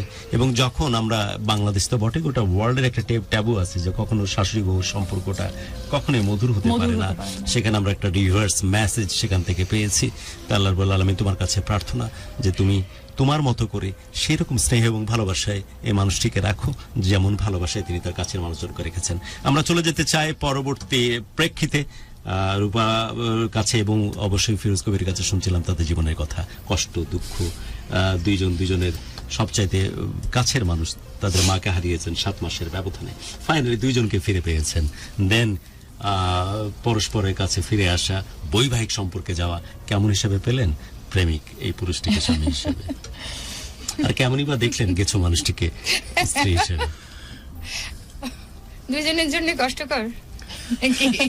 আচ্ছা, আমি বরং ব্যাক টু ব্যাক কিছু র্যাপিড ফায়ার টাইপের কোয়েশ্চেন করি। দিস কোয়েশ্চেন ফর ইউ রূপা, আপনার দৃষ্টিতে সবচেয়ে সুন্দরতম পুরুষের নাম কি? ফিরোজ কবির। না, আমি বলছি না যে তাকে খুশি করার জন্য তার না, কথা আমি- বলতে হবে, না, যা আচ্ছা। আপনি আমার ভালোবাসা বাংলাদেশে কিন্তু কেউ আমি কোনো কিন্তু আরেকটা জিনিস বলি, জি। হ্যাঁ, পার্সোনালি আমি রূপা, আমার একটা খুবই বাজে গুণ আছে। ওই যে বললাম যে আমার অনেকগুলো বদ অভ্যাস সুঅভ্যাস যা আছে, সেটা হচ্ছে আমি অপ্রিয় সত্য কথাগুলো বলতে পারি, আর বানিয়ে হচ্ছে প্রশংসা হওয়া উচিত। আমি বানিয়ে প্রশংসা করতে পারি না। দেয়ালের উপরে যে দৌড় দিত, যে দুধ ভাত নিয়ে বড় ভাইদের সাথে খেলতো, মানে যে গেছো অনেকে- মানুষ ছিল, সে কেন মিথ্যা বলবে? হ্যাঁ, অনেকের মাঝখানে বলেন আল্লাহ দেখো এই জিনিসটা একটা বাচ্চা না, আপনার বানাইছে যদি বা শাহরুখ কেউ খান বানিয়েছে। পছন্দ হয় তাহলে ওকে নাম্বার 1 এ রাখেন, 2 তে দিতে ও, আচ্ছা, পারেন। তাহলে ভুলে গেছি সালমান খান। সালমান খান সেকেন্ড ভুলে থেকে গেছি, আচ্ছা, তারপরে ফিরোজ কবির। ওকে এখন তো কম্পিউটার ব্যাচেলার সালমান খান। ওকে, রেসপন্সিবল পার্সন হিসাবে ফিরোজ কবিরকে আপনি 10-এ কত দিবেন? দায়িত্ববান স্বামী এবং দায়িত্ববান প্রেমিক হিসেবে দায়িত্ববান স্বামী আর প্রেমিক 10 on 10। দুইটাতে? ওকে, এবং মানে প্রেমিক হিসেবে তার একটু বেশি দিতে পারলে ভালো হতো। স্বাভাবিক হ্যাঁ, ওটা ভাইরে, বেশি দেয়া দরকার ছিল। আপনারা কেমনে পড়ালেখা করে তুলে নিয়ে আসছে 24 ঘন্টা রুটিন দিয়ে, আর ওরা আছে শুধু বাবু খাইছো নি, ভবিষ্যৎ অন্ধকার। এটা কিন্তু শুধু এসএসসি না, এসএসসি, এইচএসসি, অনার্স, মাস্টার্স সবকিছু Honors তো You have to give it honors তো- 100 out of 10। অনার্স তো পরীক্ষাই দিবে না, আমি না, জোর করে masters। পরীক্ষা দেব, আমার মাস্টার্স পরীক্ষা দিবে না, তাহলে পাস হয়ে গেছে পরীক্ষা দিবে না। আরে বিয়ে মানে হয়ে গেছে। আমি এত বলছি সিস্টেমের বাংলাদেশ- মধ্যে রেখেছে এই ফিরোজ লার্নিংটা ভাই। নেওয়া উচিত সবার। কিন্তু ফর হার ডেভেলপমেন্ট, আমি বলছি বাংলাদেশের শেষ পরীক্ষাটা আমার বাবারও চাওয়া ছিল, শেষ পরীক্ষাটা আমার ছেলে মেয়ে সবাই পড়বে, শেষটা মানে মাস্টার্স সবচেয়ে শেষ। ও কিন্তু ইকোনমিক্সে অনার্স করছে, করে আর করবে না। না, ওর ক্যালকুলেশন তো একরকম, আমারটা হচ্ছে আমি- বিয়ে শাদী হয়ে গেছে, বিয়ে শাদী হয়ে গেছে, আর আবার করবে না। পড়বার, ইকোনমিক্স মানে তো ইকোনমিক্স। ওকে, আমরা ছিলাম র্যাপিড ফায়ারে, ব্যাক টু ব্যাক আর 2-3টা কোশ্চেন। রূপা, কার চোখে এই সুন্দর চোখের মেয়েটি সুন্দরী হয়ে থাকতে পছন্দ করে? এখনো সালমান নাম বলা যায়, অন্য কারো নাম বলা যায়? কার চোখে? কার চোখে এই সুন্দরতম চোখের এই মানুষটি সুন্দর হয়ে থাকতে পছন্দ করে? এইটা হচ্ছে আমি মানে শুরু থেকে শেষ পর্যন্ত সম্পূর্ণ 100% সত্যি যেটা, সেটা ফিরোজ কবির সুমন। আমি এটাই হতে চাই।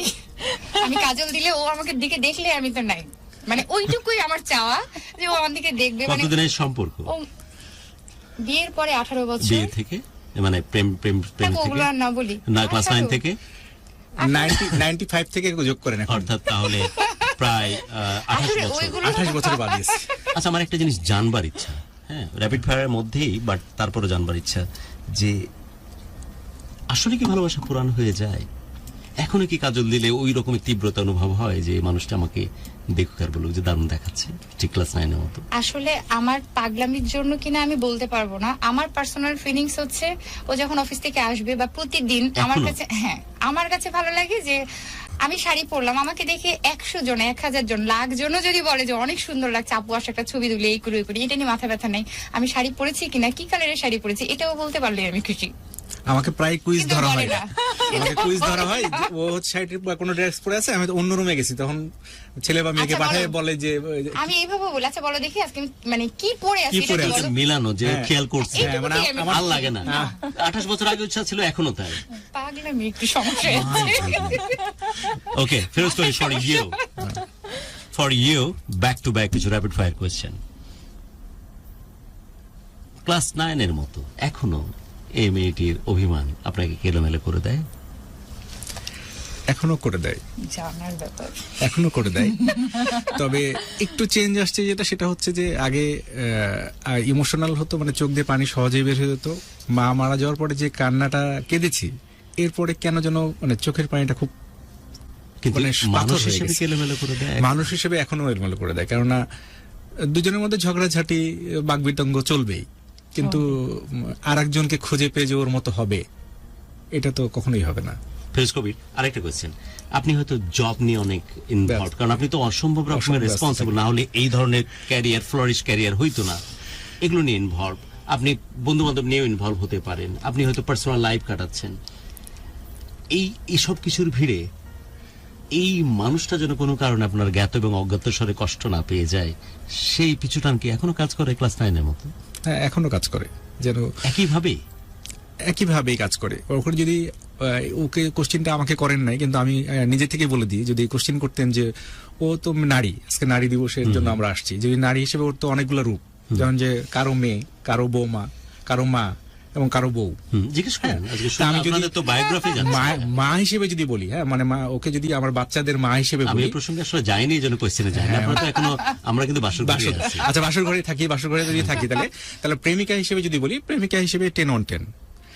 বউ হিসেবে যদি বলি, তো বউ হিসেবে বলবো যে হচ্ছে যে 10/9।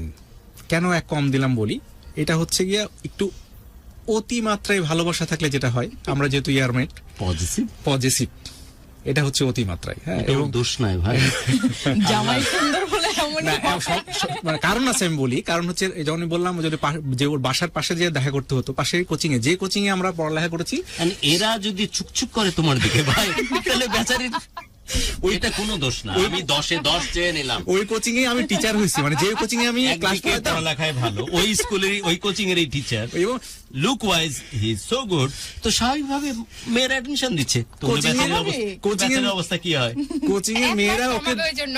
না ও এক মাস কমাইছে এই কারণে কোচিং এ মেয়েরা পর্যন্ত ওকে দেখতে গেছে যে মানে ভাইয়া, মানে আমাকে অনেকে অফার দিল কোচিং এ মেয়েরা, আমি বলছি আমার আবার কিছু ছিল দৃষ্টিভঙ্গি আমার আলাদা, আমার দৃষ্টিভঙ্গি আমার কিছু রুলস বুঝতে পারছি না, আমি রুলস এর বাইরে যাই না, স্বাভাবিক।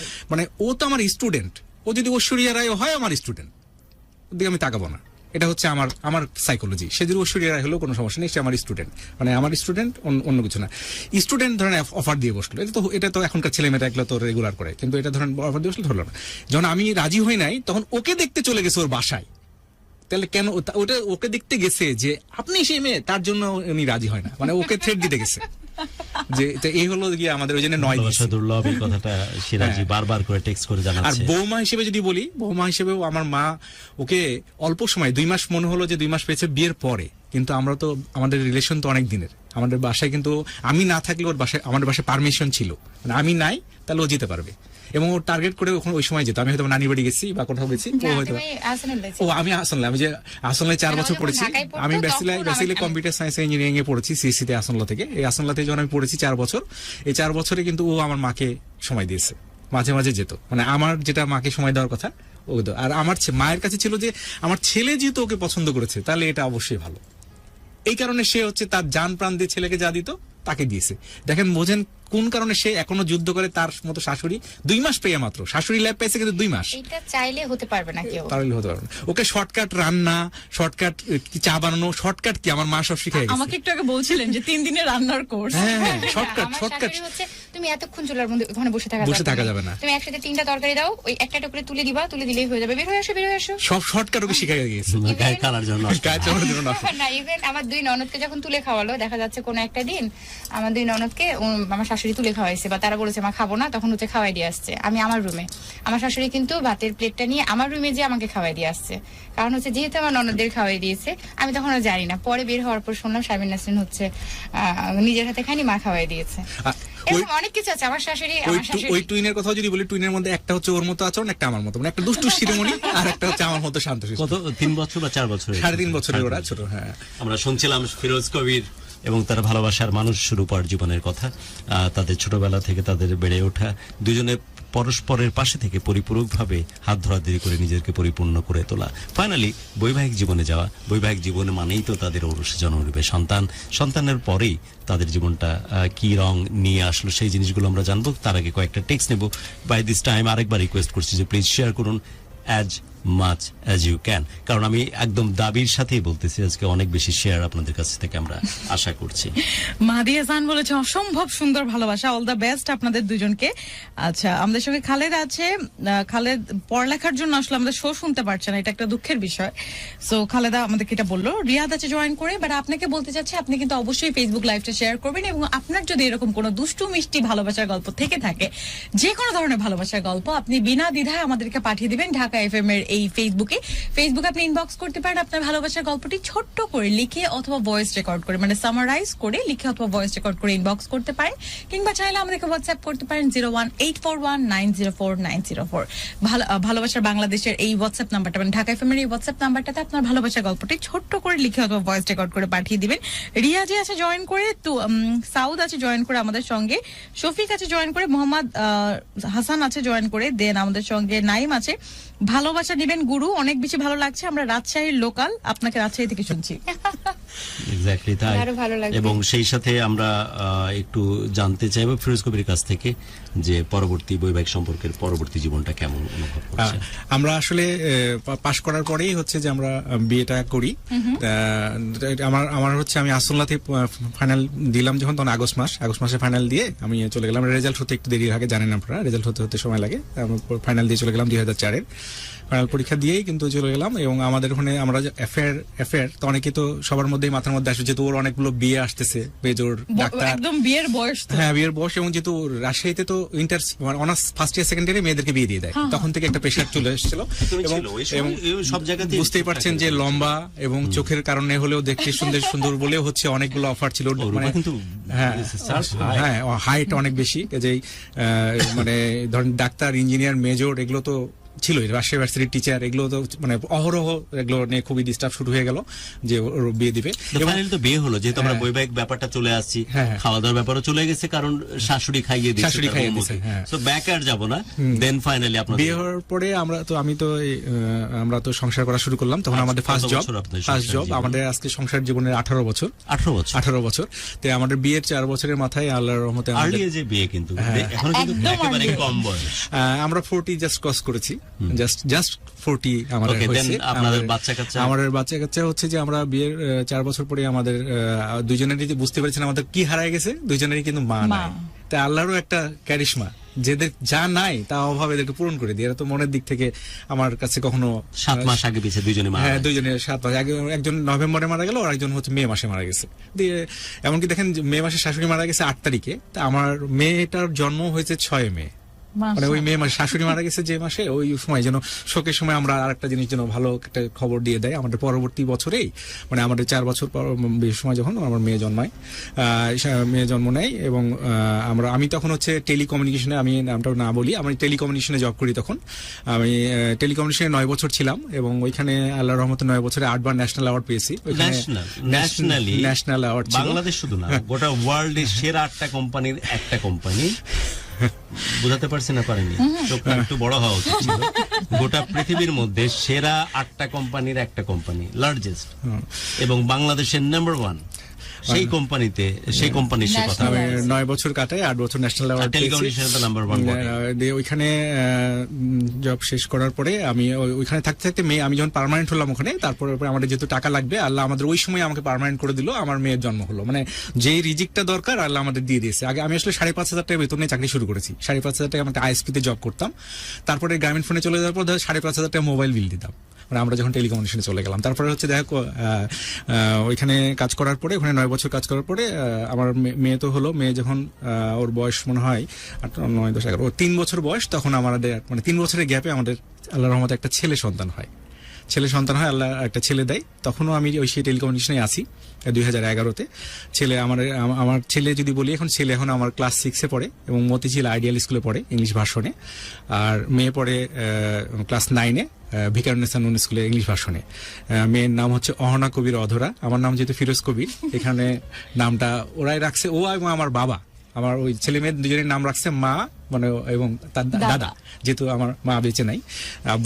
আব্বু আবার আমার ছেলের নাম রাখছে রেদওয়ান কবির, মানে তার বস, সবচেয়ে পছন্দের বসের নাম ছিল রেদওয়ান, সে তার নাম রাখছে। মানে বসটা কেমন ছিল রিলেশন, আগে কেমন চিন্তা করে দেখেন, বসটা কত বড় গুরুত্বপূর্ণ, সে তার বসের নাম রাখছে নাতির নাম। ওই ছেলে হচ্ছে রেদওয়ান কবির, আর মেয়ে হচ্ছে অহনা কবির। আর ছেলের নাম হচ্ছে ডাকনাম অভ্র, আর মেয়ে হচ্ছে অহনা। তো 11 সালে অভ্র হয়। তারপরে আমি টেলিকমিউনিকেশনে করি হচ্ছে 13 সালের ডিসেম্বর পর্যন্ত। এখান থেকে আমি আসলে একটা MFS-এ জয়েন করি হেড অফ সেলস হিসেবে, মোবাইল ফাইন্যান্সিয়াল সার্ভিস সম্বন্ধে আপনারা জানেন যে আমি নামটা আর বলছি না, বিকাশ, রকেট, নগদ বা শিওর ক্যাশ যেগুলো আছে, এগুলো কোনো একটা হেড অফ সেলস হিসেবে কাজ করি। এখানে 5 বছর ছিলাম। এরপরে ডিজিটাল ব্যাংকিংয়ে চলে আসি। ওখানে ডিজিটাল ব্যাংকিংয়ে কাজ করার পরে এখনো আসলে আমি ডিজিটাল ব্যাংকিংয়ে আছি। ডিজিটাল প্ল্যাটফর্মটা আমার পছন্দ। বেসিক্যালি আমি কম্পিউটার ইঞ্জিনিয়ার, পরে MBA মার্কেটিংয়ে করা, এই কারণে আমি হচ্ছে এই প্ল্যাটফর্মে চলে আসছি। আর বিয়ের সম্পর্কে যদি বলি, আমাদের 2 বাচ্চা হয়ে যাওয়ার পরে, এবং 2 বাচ্চার 2টা খুব সুন্দর স্কুলের নাম বলেছি। ঢাকায় দেখেন সবচেয়ে মেয়েদের ভালো স্কুলে ভিকারুন্নেসায় পড়ে এবং ছেলে পড়ে। এর সম্পূর্ণ এখানে আমি যদি বলি মা বাবা হিসেবে কত মার্ক দিবেন, 10/100 দিব আমি মা হিসেবে, 10/100। আর আমার যদি বলেন নিজেকে কত দিবেন, 10/1 ডিজার্ভ করেন, কারণ আপনি যে কোম্পানিগুলোর কথা বলছেন সেখানে যে পরিমাণ ফোকাস থাকতে হয় back to back 8 bar national champ হওয়ার জন্য, তাতে আপনার বাড়িতে ওইভাবে সময় দেওয়ার কথা না। ওকে, এইখানে আমার কোয়েশ্চেন, আমি একটু দাঁড়ায় গেলাম, এই কোয়েশ্চেনটা অনেক ইম্পর্টেন্ট, এবং এটি আমার আজকের প্রোগ্রামের মূল চাওয়ার জায়গা। ফিরোজ কবির এই নামটার সাথে কি কি বিষয়ের সাথে তুই পরিচিত হলি? দেখি তোর মানে আইকিউ, ইন্টারন্যাশনাল লেভেল কেমন? কি, যেমন নাম্বার 1 বিশ্বপ্রেমিক, অনেক সেরা প্রেমিক। বিশ্বপ্রেমিক না, সেরা প্রেমিক। আরে মানুষের দৃষ্টিতে ওকে পাইতে চায়, কিন্তু সে তার প্রেমিকার জন্য লয়াল এবং তাকে নিয়ে একসাথে সে গ্রো অনেক, করতেছে অনেক, ফ্রম অনেক। Class 9 to masters, right? Okay, then second one, good student, career focus, career focused level level হচ্ছে ন্যাশনাল লেভেল চলে যাচ্ছে, সে এবং 8 বার এবং করে। এবং রেপুটেড কোম্পানিগুলোতে back to back. Then Right. Then then good husband, good son, then আর কি লাগবে? দেখতে সুন্দর। দেখতে সুন্দর। So he is the person who already সবদিকে achieve the perfect. Everything, right? What about this person?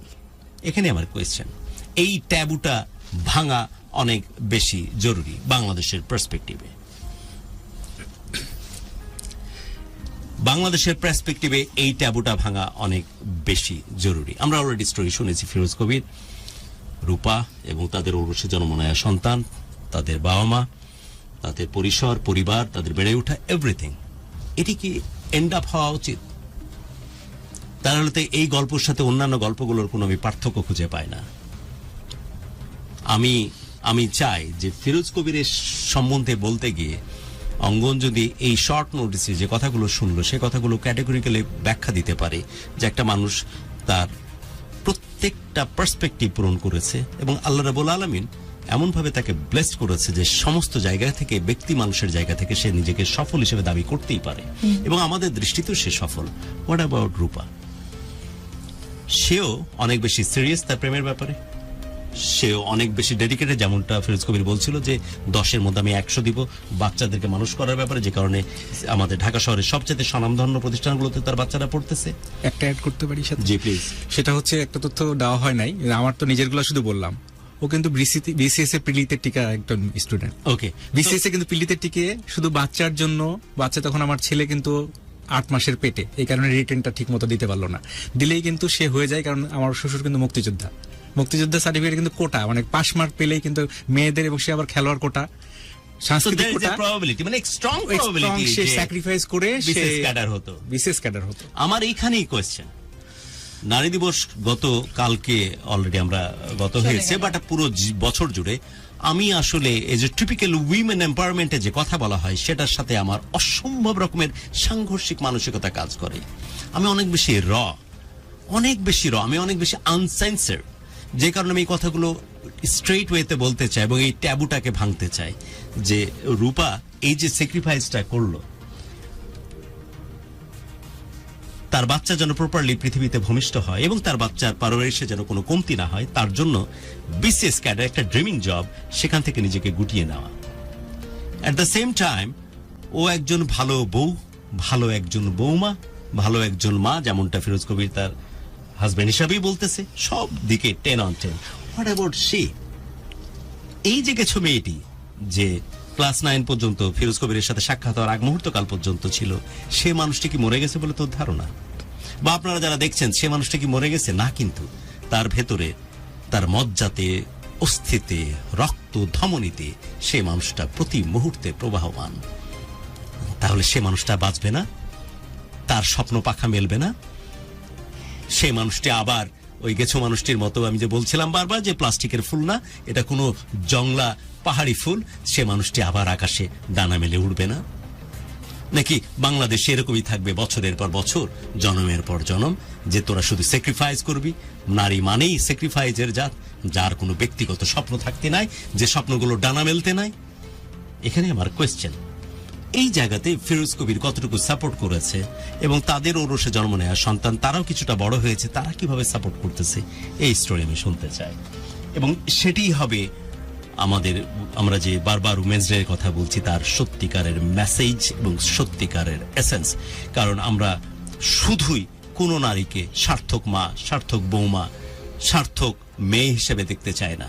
আমরা সেই সাথে ব্যক্তি মানুষের মধ্যে যে স্বপ্ন লালন করেছে জন্ম হওয়ার পর থেকে, জ্ঞান হওয়ার পর থেকে, তার সত্যিকার অর্থেই আকাশে পাখা মেলে উঠতে পারছে কিনা সেটাও আমরা জানান দিতে চাই। দেখি সেই জায়গাতে কতটুকু ভূমিকা রেখেছে সবকিছুতে 100তে 100 পাওয়া সেই ফিরোজ কবির।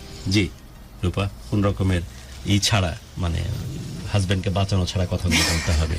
আপনার নিজস্ব স্বপ্ন ছিল, আপনার নিজস্ব ডেফিনেটলি কিছু আকাঙ্ক্ষা ছিল।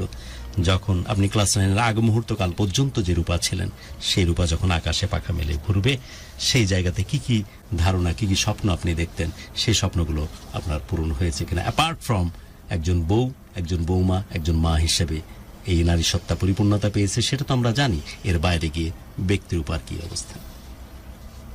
আমার মনে হয় কোয়েশ্চেন ক্লিয়ার।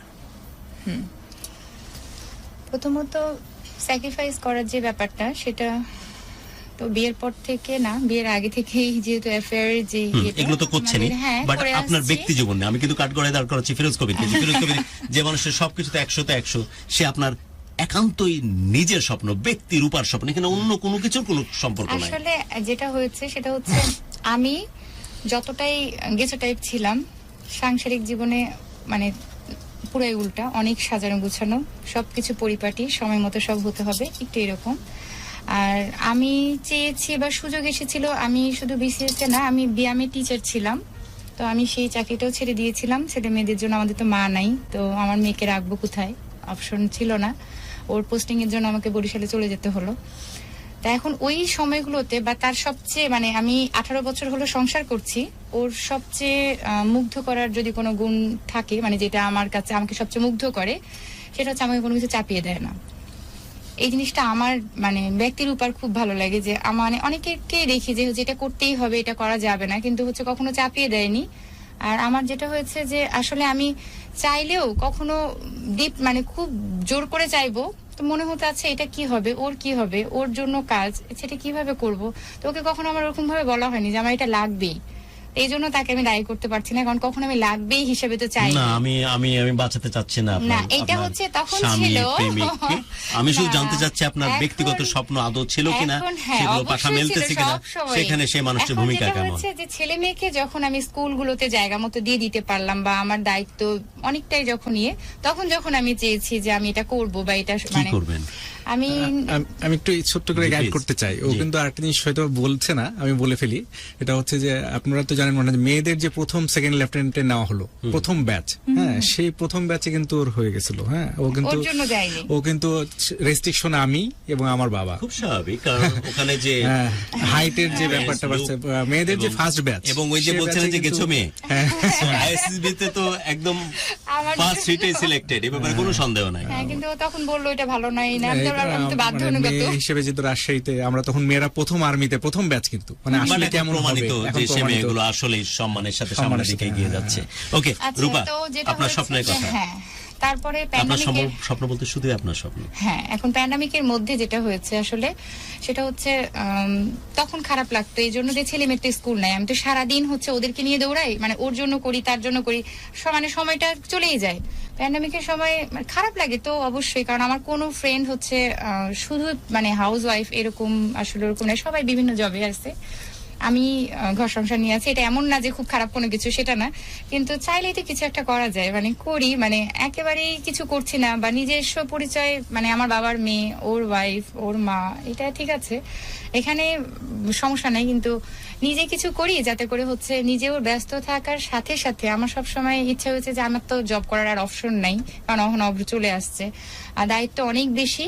তা আমি এমন কিছু একটা যদি করতে পারি, আর যেটা আমি সব সময় বিশ্বাস করি বা আমি চাই যে আমি 500 টাকা দিয়ে কারো মানে উপকার করতে ওইভাবে চাই না, আমি চাই যে সে আমার 500 টাকা দিয়ে কর্মী হোক।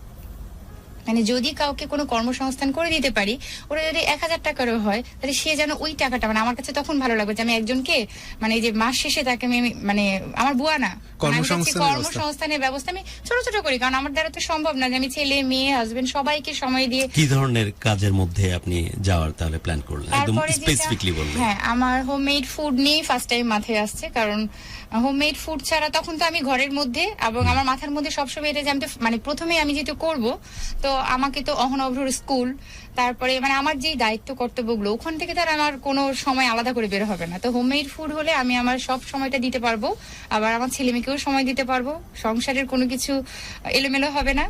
তো তখন আমার হোমমেড ফুডটা আমার ফার্স্ট টাইম মনে হচ্ছে যে এইখানে আমি কাজ করব, এবং আমার ফার্স্ট ইয়েই হচ্ছে যে আমাকে আমার পেজ থেকে বা আমার হোমমেড ফুড আমার যতদিনই থাক না কেন এমন ভাবেই চিনবে, যেই কয়জন থাকুক আমার ক্লায়েন্ট, যে তারা যেন এইভাবে যে একটা মানে রিফ্রেশ মানে ফ্রেশ কোনো কিছু পেতে চায়, অথবা হচ্ছে মানে কেমিক্যাল ছাড়া, বা সবার জন্য এই বিশ্বাসটা থাকে যাচ্ছে এইখানে নক করলে ফ্রেশ কিছু পাওয়া যাবে। মানে এই জিনিসটা আমার কাছে ভালো লাগে, যে এখন আমি যে কাজটা করছি বা আমার যে এটা যে এখানে সবার এই বিশ্বাসটা, তবে এই কাজটা যখন শুরু করেছি তখন ও হচ্ছে অনেক পুরোটাই সাপোর্ট করেছে, অনেক না পুরোটাই, কারণ আমার কোনো ফেসবুক আইডি এই ছিল না। পরীক্ষাতে উতরে গেল। হ্যাঁ, কারণ ইঞ্জিনিয়ার সাহেব। আমার কোনো ফেসবুক আইডি ছিল না। হ্যাঁ। হ্যাঁ, এখন ফেসবুক পেজ করতে হবে, যার আইডি নেই তার পেজ কি? না, আমি তো শুধু কাজ করতে জানি, এই পর্যন্তই। তো প্রথমে দিকে তো পোস্টও লিখতে জানি না, ও পোস্ট লিখবে, আমি খাবার ডেলিভারি দিব, খাবার বানাবো, ছবি তুলে দিব, সবকিছু করে দিব, বাকিটা ও করবে। মানে এইরকম করে আবারও শুরু হলো। আর তবে আমি হচ্ছে কখনো ইয়ে পাইনি, মানে মহিলাদের যেটা হয় অনেকের, আর আমি যে জন্য বলছি, শুরুগুলো ছোট করে হলেও যদি সাথের মানুষটা মানে পজিটিভ হয়, মুখে বলে পজিটিভ হওয়ার কোনো দরকার নেই, যদি কাজে সে- পজিটিভ। হ্যাঁ। আমার কোশ্চেনটা অ্যাকচুয়ালি ওখানেই ছিল। আর হ্যাঁ। সাথে একটু বলে নিয়ে ওর এই এই যে শখটা শুরু হলো, এটা নামটাও কিন্তু খুবই সুন্দর। বর্তমান যে বাংলাদেশ যে জানেন, বাংলাদেশ 2041 সালের মধ্যে স্মার্ট বাংলাদেশ হতে যাচ্ছে, ডিজিটাল বাংলাদেশ প্রথমে, তারপরে বাংলাদেশ। তার ওর এই পেজটার নামও কিন্তু ডিজিটাল সেবাঘর। ডিজিটাল সেবা। ডিজিটাল সেবাঘর। এবং আসলে যে খাদ্য দিয়ে শুরু করেছে, তারপরে বলুক এর সাথে আবার পরবর্তীতে একটা ডিজিটালে ডিএসজি, মানে ডিজিটাল সেবাঘর, প্রথম 3টা অক্ষর, ডিএসজি স্মার্ট শপ। প্রথমে ডিজিটাল সেবাঘর, আর তারপর ডিএসজি স্মার্ট শপ, 2টা পেজ আছে তার। একটা হচ্ছে ফুড নিয়ে, আর পরেরটা হচ্ছে ফ্যাশন অ্যান্ড লাইফস্টাইল নিয়ে। সো আপনার ফ্যাশন এবং লাইফস্টাইল যেটা আপনি বলছিলেন, এট দ্য সেম টাইম ফুড, এই জিনিসটা তো আপনার খুব ছোটবেলা থেকে আপনার মনের মধ্যে ছিল, বাট এই জিনিসটা তো কোনোভাবে প্রকাশিত হচ্ছিল না। ফাইনালি আপনার স্বপ্ন বাস্তবায়ন হলো। আমি আবার সাপোর্ট করেছে মানুষ। আমি একটু সরি অ্যাড করে ফেলি যে ও হচ্ছে ফ্যাশন লাইফস্টাইল এমন, আমাদের দুটো বাসা, মানে ঢাকার ফ্ল্যাট এবং রাজশাহীর ফ্ল্যাট দুটোই হচ্ছে যে আমরা দুজনেই ইন্টেরিয়র ডিজাইনার। হ্যাঁ, মানে আমরা দুজন মিলেই করছি। তো অনেকেই দেখে মনে করে এটা কোনো প্রফেশনাল ইন্টেরিয়র ডিজাইনার দিয়ে করা। 80% আমি। হ্যাঁ, 80% ও করা। হ্যাঁ, আমি হচ্ছে 20%। বাচ্চারা কিভাবে স্যাক্রিফাইস করছে এই জায়গাতে? ভাইয়া, বাচ্চাদের ক্ষেত্রে বলতে গেলে ওটা ঢুকাই হবে না, বলাই হবে না। সেটা হচ্ছে আমার বাচ্চারা ছেলে কিন্তু মেয়ে, তত বড় না আমি তখন। সেটাই বলছি, আমার ছেলে মেয়ে, যেহেতু আমার 2 মা নাই, তো আমার ছেলে মেয়ে হচ্ছে একেবারে যেদিন হয়েছে সেদিন থেকে আমাকে ছাড়া অন্য কাউকে আর কাছে পাইনি। True. কাছে পাইনি বলতে পেয়েছে অল্প সময়ের জন্য কাছে পাওয়া, আর লম্বা সময়ের জন্য তো ব্যাপার আছে। আর আমরা তো রাজশাহী শহরে থাকি না, আমরা যেহেতু রাজশাহী ছেড়ে বাইরের শহরগুলোতে থেকেছি। তো আমি যখন ফুডে পেজ করলাম, তো পেজ এখন হয় বা সবারই পেজ করলাম, আর হচ্ছে আমি সেল করলাম, বা আমি রান্না করতে জানি জন্যই হচ্ছে ফুডের একটা পেজ হয়ে গেল। এই টাইপ পেজ ছিল না আমারটা, বা এই টাইপ না। তো ফুডের পেজ দেওয়ার আগে হচ্ছে আমি সবার ফার্স্টে ভর্তি হলাম ইউএস ট্যুরিজমে, মানে আমি কুকিং এর জন্য বিভিন্ন কোর্সে ভর্তি হলাম। গভর্নমেন্ট কোর্সটা। হ্যাঁ, তো কুকিং এর কোর্স গুলো করতে যেটা হচ্ছে সেটা হচ্ছে আমাকে About সবচেয়ে you, he knows everything, হ্যাঁ? সব একটু করে পয়েন্ট করে ডিটেইল করে দিচ্ছে। হ্যাঁ, মানে এরকম প্রেমিকা স্বামী থাকলে কি বাবা মার দরকার হয়? না, আমার সব হচ্ছে ও আজও। জানা। ও গভর্নমেন্ট একটা প্রতিষ্ঠানে পেয়ে গেছে, সরকারিভাবেই করছে একটা। হ্যাঁ, তো এই জন্যই তো আমি প্রথমে বললাম বিশ্বপ্রেমী। তাই তোমাকে বলতেছি, বাবু খাইছো বাদ দিয়ে এরকম একটা কেয়ারিং মানুষ খোঁজো, ফিরোজ কবিরের মতো মানুষ খুঁজতে হবে। কেয়ারিং মানুষ খোঁজো। ওকে, তারপর হ্যাঁ, তো আমার ছেলে তাহলে এটা তো ফুল মার্কই পেয়ে গেল দেখতেছি, যে আপনার স্বপ্ন কিভাবে পাখা মেলবে সেখানে হ্যাঁ, তার ওইটা প্রচ্ছন্ন support, at the same time বাচ্চারা। হ্যাঁ, এখন বাচ্চাদেরটা সেটা হচ্ছে আমি আপনার প্রোগ্রামে অনেক বছর আগে, তখন সম্ভবত অহনা হয়নি, মানে আমার মেয়ে হয়নি, আজকের প্রোগ্রামে কেন যেন লাকিলি আপনি এই কথাটা দিয়েই শুরু করেছেন। এবং আমি ফার্স্ট টাইম যখন রেডিওতে প্রোগ্রামটা শুনেছিলাম, আমি এমনিতেই মা ভক্ত, বা মা শব্দটার সময় আমি মানে মানে একটু ঝামেলা হয় আমার, মানে আমি একেবারেই অন্য গ্রহে চলে যাই। তো ভাইয়া যে ফার্স্টের প্রোগ্রামের শুরুতে যখন বললেন যে হচ্ছে আল্লাহ যখন একটা বাবুকে পাঠায়, আফটার ভেরি লং টাইম এই কমিউনিকেশনটা কিন্তু আমি ওই জিনিসটা কিন্তু অহনা হওয়ার আগে আমি আপনার রেডিও প্রোগ্রামে এটা শুনেছিলাম, এবং মানে আমি ওই দিন যখন শুনেছিলাম আমি এত খুশি হয়েছি মন থেকে যে আচ্ছা, মানে আমার যে ফিলিংসটা, এটা তো ভাষায় বর্ণনা করে যে কোনো কিছু হয় এটা তো আমার জানা ছিল না, কিন্তু আমার এই কথাটা আমার এত ভালো লেগেছে। আর আজকে যখন আপনি প্রোগ্রামের শুরুতে এই একই কথা বলেছেন, আল্লাহ কেন যেন মুখ দিয়ে বলাইছে বহুদিন কিন্তু পর আমার আমার- মুখ দিয়ে। হ্যাঁ, তুই কি এখন- শুনছিস আমার মুখে এতদিন প্রোগ্রাম করার না, সময়? অনেক দিন পরে এই কথাটা। বহুদিন হ্যাঁ, পরে। অনেক দিন তবে পরে। এখন আমার যেটা কথা সেটা হচ্ছে যে আমার ছেলে মেয়ে, আমি বিশ্বাস করি, মানে ও যেমন বললো যে মা হিসেবে আমাকে 10 এর মধ্যে 100 দিবে, তা আমার ছেলে মেয়ের ক্ষেত্রে আমার কাছে সেটা হচ্ছে আল্লাহ এই দুনিয়াতে আমাকে 2টা ফেরেশতা দিয়েছে, এমন 2টা ফেরেশতা যে দুজন আমার বাবা মা। কারণ ওরা হচ্ছে যখন আপনার কাজের ক্ষেত্রে কি ডিজিটাল সেবা ঘরের এই ক্ষেত্রে জন্যই কি বলছি করে? যে ওরা আমার বাবা মা এই সময় এই জন্য যে যখন প্যান্ডামিকের মধ্যে আমি ফার্স্ট কোর্স গুলো শুরু করলাম তখন তো ওদেরকে নিয়ে হচ্ছে আমি বললাম আমাকে তো কোর্সে যেতে হবে এবং কোর্সের টাইম গুলো এরকম থাকে সকাল 9টা থেকে দুপুর 2টা, তেমন আমাকে বের হতে হবে 8টার দিকে, বাসায় ঢুকতে হবে 3:30 4টার দিকে। আর ওরা তো কখনোই আমাকে ছাড়া 1 ঘন্টাও থাকে অভ্যস্তই না। তো ওই সময় ও তো অফিসে থাকবে এবং আমি তো ওদেরকে তালা দিয়ে চলে যাব, তাহলে সারাটা দিন। এবং ওরা কিন্তু 1 গ্লাস পানি ঢেলে খেতে জানে না, ওরা ওভেন অন করতে জানে না, ওরা কিছুই জানে না, ওরা শুধু জানে যে মা আছে। এই শব্দের বাইরে তারা কিছুই জানে না। এরপরে যখন পেজটা ওই যে ও বললো পেজ করা বা হচ্ছে মা এটা করবে, বা আমি যখন হচ্ছে ভর্তি হলাম, এরপরে ওদের সাপোর্ট মানে তালা দিয়ে চলে গেলেও ক্লাস টাইমে ফোন দেওয়া যাবে না, আমার তো ফোন সাইলেন্ট, ফোন দেওয়া যাবে না। ওরা 2 ভাই বোন মানে খাবার মানে ওটা বিস্কিট পানি দিয়ে খাবে নাকি হচ্ছে পানিটা মানে দুধের মধ্যে নর্মাল পানি দিয়ে গুলাই ওটা খেয়ে ফেলবে ক্ষুধা লাগলে, মানে ওরা ওরকম করে সময় পার করেছে, কিন্তু কখনো মাকে বিরক্ত করেনি, কারণ মা ক্লাস করতে গেছে, মা যাওয়াই লাগবে, তোমাকে কিন্তু কাজ করতেই হবে মা। মানে ওরা এখনো হয়তো বা ওরা শুনছে এবং ওদের তো মাকে মুখস্থ, মানে ওর যেমন আমাকে মুখস্থ আমার ছেলে মেয়েরও।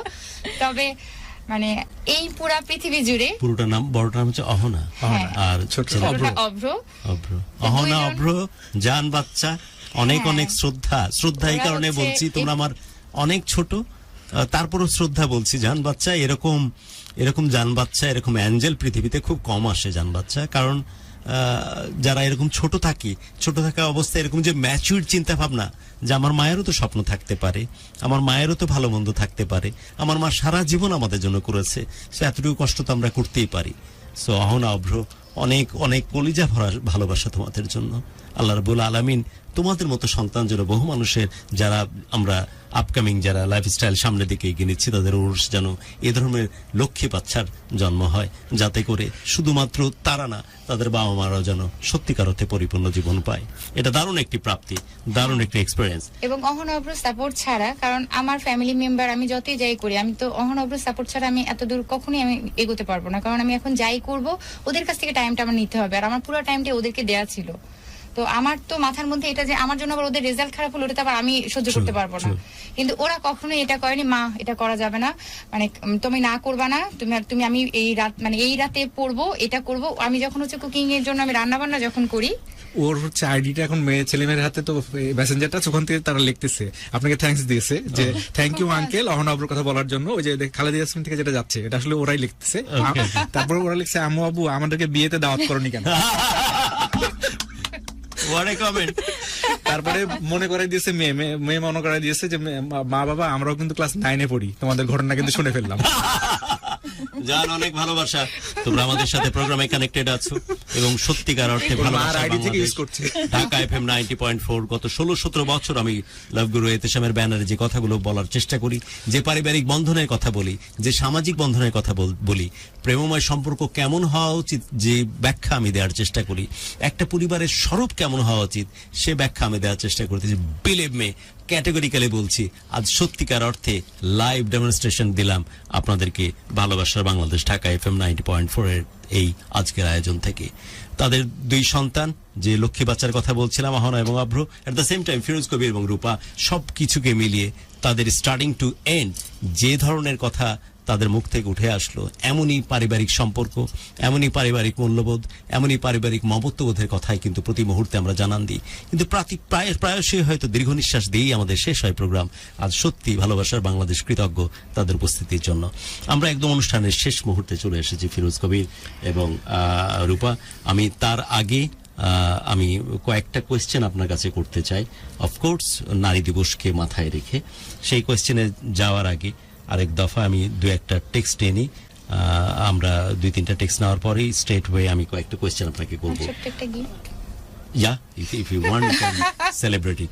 প্রোডিউসারকে বলা হচ্ছে, আমার মনে হয় ফিরোজ কবি আমাদের জন্য কোনো একটা গিফট নিয়ে এসেছে, স্পেশালি আমাদের জন্য না, পুরো ভালোবাসার বাংলাদেশ, ঢাকা এফএম এ যত যায় ঢাকা এফএম এর ভিউয়ার্স এবং লিসেনার্স।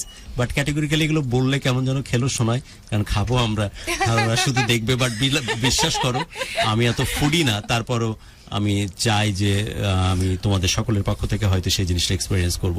আমরা সেই জানি না আমাদের জন্য সেটা নিয়ে একটু যদি বলতে চাই, ডিজিটাল সেবা ঘর আসলে নামটা কেন আসলো, মানে বাংলাদেশ তো বুঝতে পারলেন, বাংলাদেশ স্মার্ট বাংলাদেশ হচ্ছে ডিজিটাল সেবা ঘর।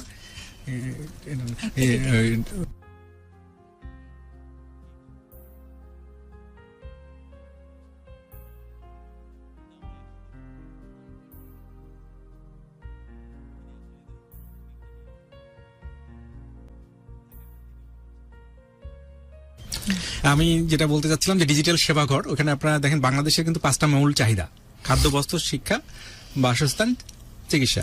এটা আমরা জানি। তো এটা থেকে কিন্তু মেইনলি আসছে digital Bangladesh, digital Shebaghar. Digital সেবাঘরে প্রথমে খাদ্য দিয়ে শুরু করা হয়েছে এবং তারপরে কিন্তু বস্ত্রতে চলে আসা হয়েছে। হ্যাঁ, এবং শিক্ষা যে বলে অলরেডি কিন্তু সে ট্রেনিং নিচ্ছে, মানে কিভাবে ফুডিং। অনেকে আছে বিদেশে চলে যাচ্ছে, 3 দিনের কোর্স করে একটা চলে যেতে যাচ্ছে, সেটা এখানে করে দিতে পারবে। মানে দেখা যাচ্ছে কেক বা শুধু না, অন্য বাংলা রান্না, চাইনিজ রান্না, কেক, বিস্কিট, এমনকি আমরা জানি যে এখন কিন্তু সব হাইজিন ফ্রি পাওয়া বাইরে অনেক টাফ। ও কিন্তু এটার ব্যাপারে আগে তো সে রাঁধুনি শিখেছে, কিন্তু বিএসটিআই অনুমোদিত যেটা বলা হয়, যদি সে ট্রেনিং প্রাপ্ত হয় তাহলে কিন্তু সে জানে যে একটা কোন ফুডে কোন এলিমেন্টটা কতটুকু দিতে হবে, কোনটাতে দেওয়া যাবে না, কোনটা শরীরের জন্য ক্ষতিকর, কোনটা শরীরের জন্য ভালো। এইটা মেনে তো আপনি ফুড পাবেন না।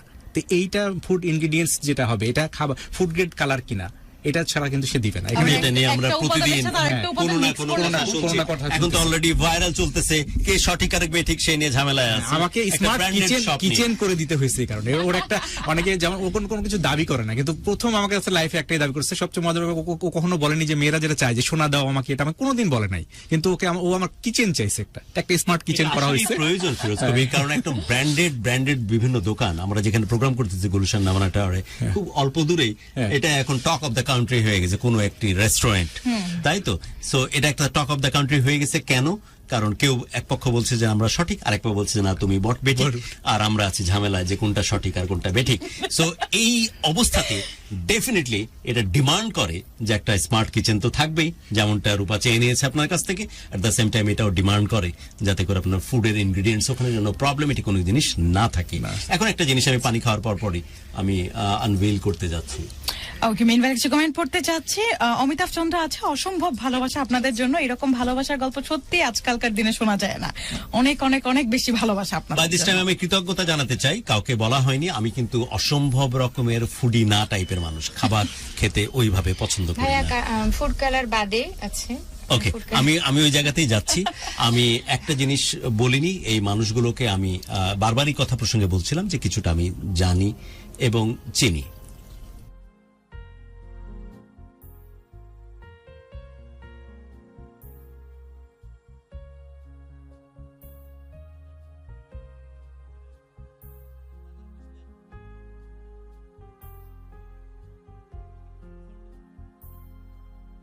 সো আমরা অনুষ্ঠানের একদম শেষের দিকে শুধু একটা জিনিস আনভিল করতে চাই। বারবারই কথা প্রসঙ্গে বলছিলাম যে এই পাওয়ার কাপলকে আমি কিছুটা হলেও জানি এবং চিনি, এবং এটাও জানিয়ে রাখি যে আমার ব্যক্তিগতভাবে এতেশামের খাবার খাওয়া বা এই ধরনের আমার ইন্টেনশন এত বেশি না থাকলেও আমার পছন্দের একটাই এবং একমাত্র আতুরঘর উনার রান্না। দিনের পর দিন, মাসের পর মাস বিভিন্ন বাহানায় আমি ফিরোজ কবিরের থ্রু দিয়ে ওনার হাতের খাবার খাওয়ার চেষ্টা করেছি। দ্যাটস ওয়াই আমি এতেশাম, লবগুরু এতেশাম, ভালোবাসার বাংলাদেশ, ঢাকা FM 90.4 থেকে আমি সত্যি খুব ডেসপারেটলি তার জন্য আমি দোয়া করতেছি যেন আমার মতো মানুষ যে খাবারের ব্যাপারে এত বেশি আগ্রহী না, সেই মানুষটা যেহেতু তার খাবারের প্রেমে পড়েছে, ডেফিনেটলি সাধারণ মানুষজন তার খাবার খেতে বা পছন্দ করতে পারে। এবং আমি আনডাউটেডলি বলতে পারি এটা তার হাতের বানানো, আমি যতটুকু তাকে জানি এবং চিনি। সে বানায় নিয়ে আসছে। এবং, Exactly তাই। এই যে শাড়ি পরে যখন বাইরের ডেকোরেশনটা করছিল, মানে আমার মনে হয় তার সাথে হ্যাঁ, সে কিন্তু এই ডেকোরেশনটা, লাস্ট ডেকোরেশনটা করছিল যখন, তখন এই যে কারণ এই টপ আপটা পরে করতে হয়। আমি কিছু নাম আবার শিখে গেছি ওর কাছ থেকে। রূপার হাতে আপনারা দেখতেছেন কেকটা পরিপূর্ণভাবে ক্যামেরাতে আসছে কিনা আমি জানি না, একটু খুবই দূরে যদি যাই। সবচেয়ে হচ্ছে ভালোবাসার বাংলাদেশ। কি লেখা আছে এটা পড়ে শোনাও। লেখাও আছে ঢাকা FM 90.4 ভালোবাসার Bangladesh digital Shebaghar. Digital Shebaghar. Digital spelling হচ্ছে DIGITAL স্পেস, সেবা হচ্ছে SHEBA স্পেস দেন GHAR। এভাবে সার্চ দিলে আপনার ফেসবুকে তো ডেফিনেটলি পাচ্ছেন। আর আমি একবার বলেছি, আরেক দফায় বলি, আমি বারবারই বলছি বহু পরিচিত, আরো ডিটেল আমি বলতেছি না এখন, বাট এই মানুষটির খাবারের বড় বেশি প্রেমিক এবং অসম্ভব শ্রদ্ধা করি তার খাবার কি, কারণ দিনের পর দিন সেই খাবার খাওয়ার সুযোগ আমার হয়েছে এবং ডেফিনেটলি আমি আশা করি এই মানুষটি যেন তার সফলতার অগ্রযাত্রার সামনে থেকে নেতৃত্ব দেয় এবং এই উমেন্স ডেতে এর চাইতে বড় প্রাপ্তি কোনোভাবেই হতে পারে না আমাদের সকলের জন্য। সো ডিজিটাল সেবা ঘরকে আমাদের সকলের পক্ষ থেকে অনেক অনেক শুভকামনা। আর ডিজিটাল সেবা ঘরের পক্ষ থেকে ভালোবাসার বাংলাদেশ। Thank you. এর জন্য। হ্যাঁ, এটা হচ্ছে ঢাকা এফএম এর জন্য কিন্তু Okay, thank you. Dhaka FM এর জন্য। আমি একটু ক্যামেরায় যদি দেখাই, কেকটা খুবই সুন্দর, দেখতে পাচ্ছেন না হয়তোবা। ডোন্ট ফরগেট দ্য কম্বিনেশন, যেটা রূপা পরেছেন যে খুব গেটআপ এবং সুন্দর। তার সাথে যে এটার যে তিনি প্রেজেন্টেশন করেছেন। আমরা কি এটা অফ ক্যামেরাতে কাটি গুরু? আরাম করতে হবে, খেতে হ্যাঁ, পারবো আরাম না। করে খেতে আর পারো। এখানে সবগুলো রেডিবল খাওয়া যাবে। সবই দেবো। আর একটা জিনিস হচ্ছে এখানে ডিএসজি স্মার্ট শপ, যেটা লাইফস্টাইল, সেখানে একটা সুন্দর এবং সেই লাইফস্টাইলের সাথে আমরা বলছিলাম যে ডিজিটাল সেবা ঘর, আরেকবার স্পেলিংটা বলছি, DIGITAL স্পেস SHEBA সেবা স্পেস GHAR ঘর। এবং সেই সাথে ডিজিটাল সেবা ঘরের DSG যে আপনাদের লাইফস্টাইল, সেইটার একটা already DSG Smart Shop। Smart shop, সেইটার একটা token gift. Thank DSG you Smart Shop। এটার জন্য আমি সত্যি সত্যি অনেক কৃতজ্ঞ। যদিও আমি বেসিক্যালি কখনো গিফট নেন না। রিসিভ করি না, বাট এই মানুষগুলোর প্রতি আমার অসম্ভব রকমের শ্রদ্ধাবোধ। So thank you. আমাদের পক্ষ থেকে ঢাকা এফএম 90.4 ভালোবাসার বাংলাদেশের পক্ষ থেকে এই স্মারক আপনাদের জন্য, দিস পাওয়ার কাপলের জন্য আমরা সত্যি অনেক কৃতজ্ঞ এত চমৎকার একটা কাপলকে কাছ থেকে পাওয়ার জন্য। অ্যাপার্ট ফ্রম মাই মানে আমার পরিচিত জন বা যাই হোক, বাট আমি বিশ্বাস করেন আরেকবার ক্যাটেগরি গেলে বলতেছি, সত্যিকার অর্থে আমরা আজকে পরিপূর্ণভাবে এমন দুইজন মানুষকে পেয়েছি যাদের একদম স্টার্টিং টু এন্ড একজন প্রেমিক হিসাবে এবং ডেফিনেটলি বৈবাহিক সম্পর্কের দিক দিয়ে এবং তাদের সন্তানকে তাদের পরিবেশের দিক দিয়ে এবং তাদের কাছের মানুষজনকে ভালো রাখার দিক দিয়ে কি চমৎকার যত্ন করে আপনার সামনে থেকে নেতৃত্ব দিয়েছেন। ভালোবাসার বাংলাদেশ যে গল্প করে প্রতি মুহূর্তে ভালোবাসার যে উপলক্ষ উপস্থাপন করার চেষ্টা করে, ভালোবাসার বাংলাদেশের ক্যানভাস থেকে তাদের সার্থক এক্সাম্পল আপনারা, হোয়াট ইট মানে perfect demonstration. So thank you. এই স্মারক আমাদের ঢাকা এফএম 90.4 ভালোবাসা বাংলাদেশের সমস্ত Thank you. লিসেনার থেকে থ্যাংক ইউ। লিসেনারদেরকেও ধন্যবাদ যে সবাই এই যে। মিলে আমাদের মানে আমাদের যে এতক্ষণ ধরে আমাদের পুরস্কারের সাথে যে আছে। শাড়িতে একটা নতুন জিনিস যোগ হলো, এইরকম ভাবে তো কখনো আশা হয় নাই। ভালোবাসার গল্প কখনো বলা ডিজার্ভ হয় না। করেন এটা, you deserve thank it. You. Thank you. আমরা অনুষ্ঠান শেষ করছি, সবার জন্য অনেক অনেক দোয়া। শুধু শেষ কোয়েশ্চেন কয়েকটা উমেন্স ডে কে মাথায় রেখে আমি শুধুমাত্র রূপাকে জিজ্ঞেস করতে চাই, বাট রূপাকে অনুরোধ করবো ব্যাক টু ব্যাক যদি অ্যান্সার গুলো আপনার কাছে পেতে পারি। নারী পুরুষের সমান অধিকারের কথা আমরা প্রায়শই শুনি, কথাটি কতটুকু আপনার পক্ষে আপনি? আমি নারী পুরুষের সমান অধিকার এই কথাটার পুরোপুরি পক্ষে না, তবে আমি চাই দুজন সহযোগী হয়ে চলুক। অর্থাৎ সমান অধিকারের চাইতে সহযোগী হওয়া বেশি ইম্পর্টেন্ট, এটা আমি চাই। যেমনটা আপনি আপনার হ্যাঁ, আমি ভালোবাসার চাই যে মানুষকে আমি পেয়েছেন। তোমার আগে তুমি আমার আগে সেটা না, আমরা দুজনই একসাথে বা একে অন্যের নারী- পরিপূরক হোক, হ্যাঁ। যাতে যেমন করে নয়ন এবং নয়নের পাথে পরিপূরক হয়ে থাকে। ডিজিটাল সেবা ঘর অথবা উদ্যোক্তা হিসেবে কাজ করার প্রয়োজন কেন আপনার মনে হলো? আসলে আমি যখন যেখানে কুকিং সেন্টারে যাই অথবা আমার ফ্যামিলি বা ফ্রেন্ড সার্কেল সবাই ওর জবের জন্য বা বাবার পজিশনের জন্য সবকিছুর জন্য একটা কোশ্চেন যে তোমার কি দরকার করা। আসলে একটা মেয়ের নিজের পরিচয় বা অবস্থানগত যে একটা পরিচয় থাকে, এই পরিচয়টা দরকার আছে যে আমি অহনা অভ্রর মা, ঠিক আছে, কিন্তু হচ্ছে আমার নিজস্ব তো একটা চাওয়া থাকতে পারে। এতদিনে আমার এই সুযোগটা হয়েছে যে আমি নিজে কিছু করব, অন্যজনের জন্য কিছু তার মানে করব। কিছু মেয়েটি পাখা মেলতেছে ফাইনালি, রাইট? এবং সবাই সাপোর্ট করতে, specially Ahona Avro at the same time your হ্যাঁ, এবং আপনার প্রিয়তম মানুষ, 20 জন হোক 50 জন হোক, যদি কিছু ওখানে কর্মসংস্থানের ব্যবস্থা হয়, সেটাও একটা সেটা একটা দারুণ ব্যাপার। ব্যাপার। আমাদের কিন্তু আলহামদুলিল্লাহ। আমাদের সত্যিকারের উইমেন এম্পাওয়ারমেন্ট, হ্যাঁ, এটা থেকে আমাদের কোনো কিছু দরকার নেই। আলহামদুলিল্লাহ, অল্প আল্লাহর সময়ে অনেক মানে ভালো একটা অবস্থানে আসছে, আমি খুশি। ওকে, নারী দিবস আমরা বলি, বাট প্রতিটা দিনেই নারীদের জন্য ডেডিকেটেডলি থাকে বলেই আমরা বিশ্বাস করি। সবচেয়ে বড় চাওয়া কি বলে আপনার মনে হয় নারী সত্তার পার্সপেক্টিভ থেকে? নারী দিবসে সবাই ক্ষমতার কথা বলে, আর আমার কাছে মনে হয় যে প্রত্যেকটা নারী সবার কাছে সম্মান, আমি সম্মানটা চাই। ওকে, সো রেসপেক্ট আমি অনেক বেশি নারী। ইম্পর্টেন্ট। হ্যাঁ, ওকে, সম্মান। আর লাস্ট দুইটি প্রশ্ন করতে চাই। গর্ববোধ করেন কোন পরিচয়? কারণ অলরেডি অহনা অব্রের মায়ের প্রসঙ্গ আছে, ফিরোজ কবিরের মতো এরকম একজন সফল পুরুষের প্রিয়তমা স্ত্রী এবং প্রেমিক, এবং আপনি কারো সন্তান, সবকিছুকে ছাপিয়ে কোন পরিচয়টা আপনি বেশি গর্ববোধ করেন? আমি ভেরি মা, ক্রুশিয়াল। আর আমি নারী। ওকে, অহনা এবং অভ্র মা আমি এবং নারী, একজন নারী। এই জিনিসটা আমি সত্যি সবচেয়ে মজার ব্যাপার, ও যদি পরের জন্মেও আসে, সে নাকি নারী হতে চায়। আমার মানে বেশিরভাগ মেয়েরা বলে না যে মেয়েদের এই ঝামেলা সেই ঝামেলা এগুলো বলে বা কিছু, কিন্তু আমি চাই যে আপনি বড় জন্ম করে আমি নাই, মেয়েই বাট হতে থাকলে চাই। আপনি মেয়ে হতে চান। হ্যাঁ, আর পাশে হ্যাঁ। এটাও দোয়া করেন যে ফিরোজ কবিরের মতো মানুষজন যেন থাকে, তাহলে অনেকেই হয়তো আমি এরকম নারী, কেয়ারিং মানুষ এই হলে জিনিসটা আমার ভালো লাগে, নারী কারণ আমি হতে জানি চাইবে। যে হচ্ছে একটা মেয়ে কতটা ইম্পর্টেন্ট। আর আমি দর্শকদের জন্য একটা ছোট্ট একটা জিনিস বলতে চাই। আমার বাবা একটা জিনিস শিখিয়ে দিয়েছিল যে বাবা চেষ্টা করো মিথ্যা না বলার, আর কারো উপকার করতে না পারো, কারো ক্ষতি করো না।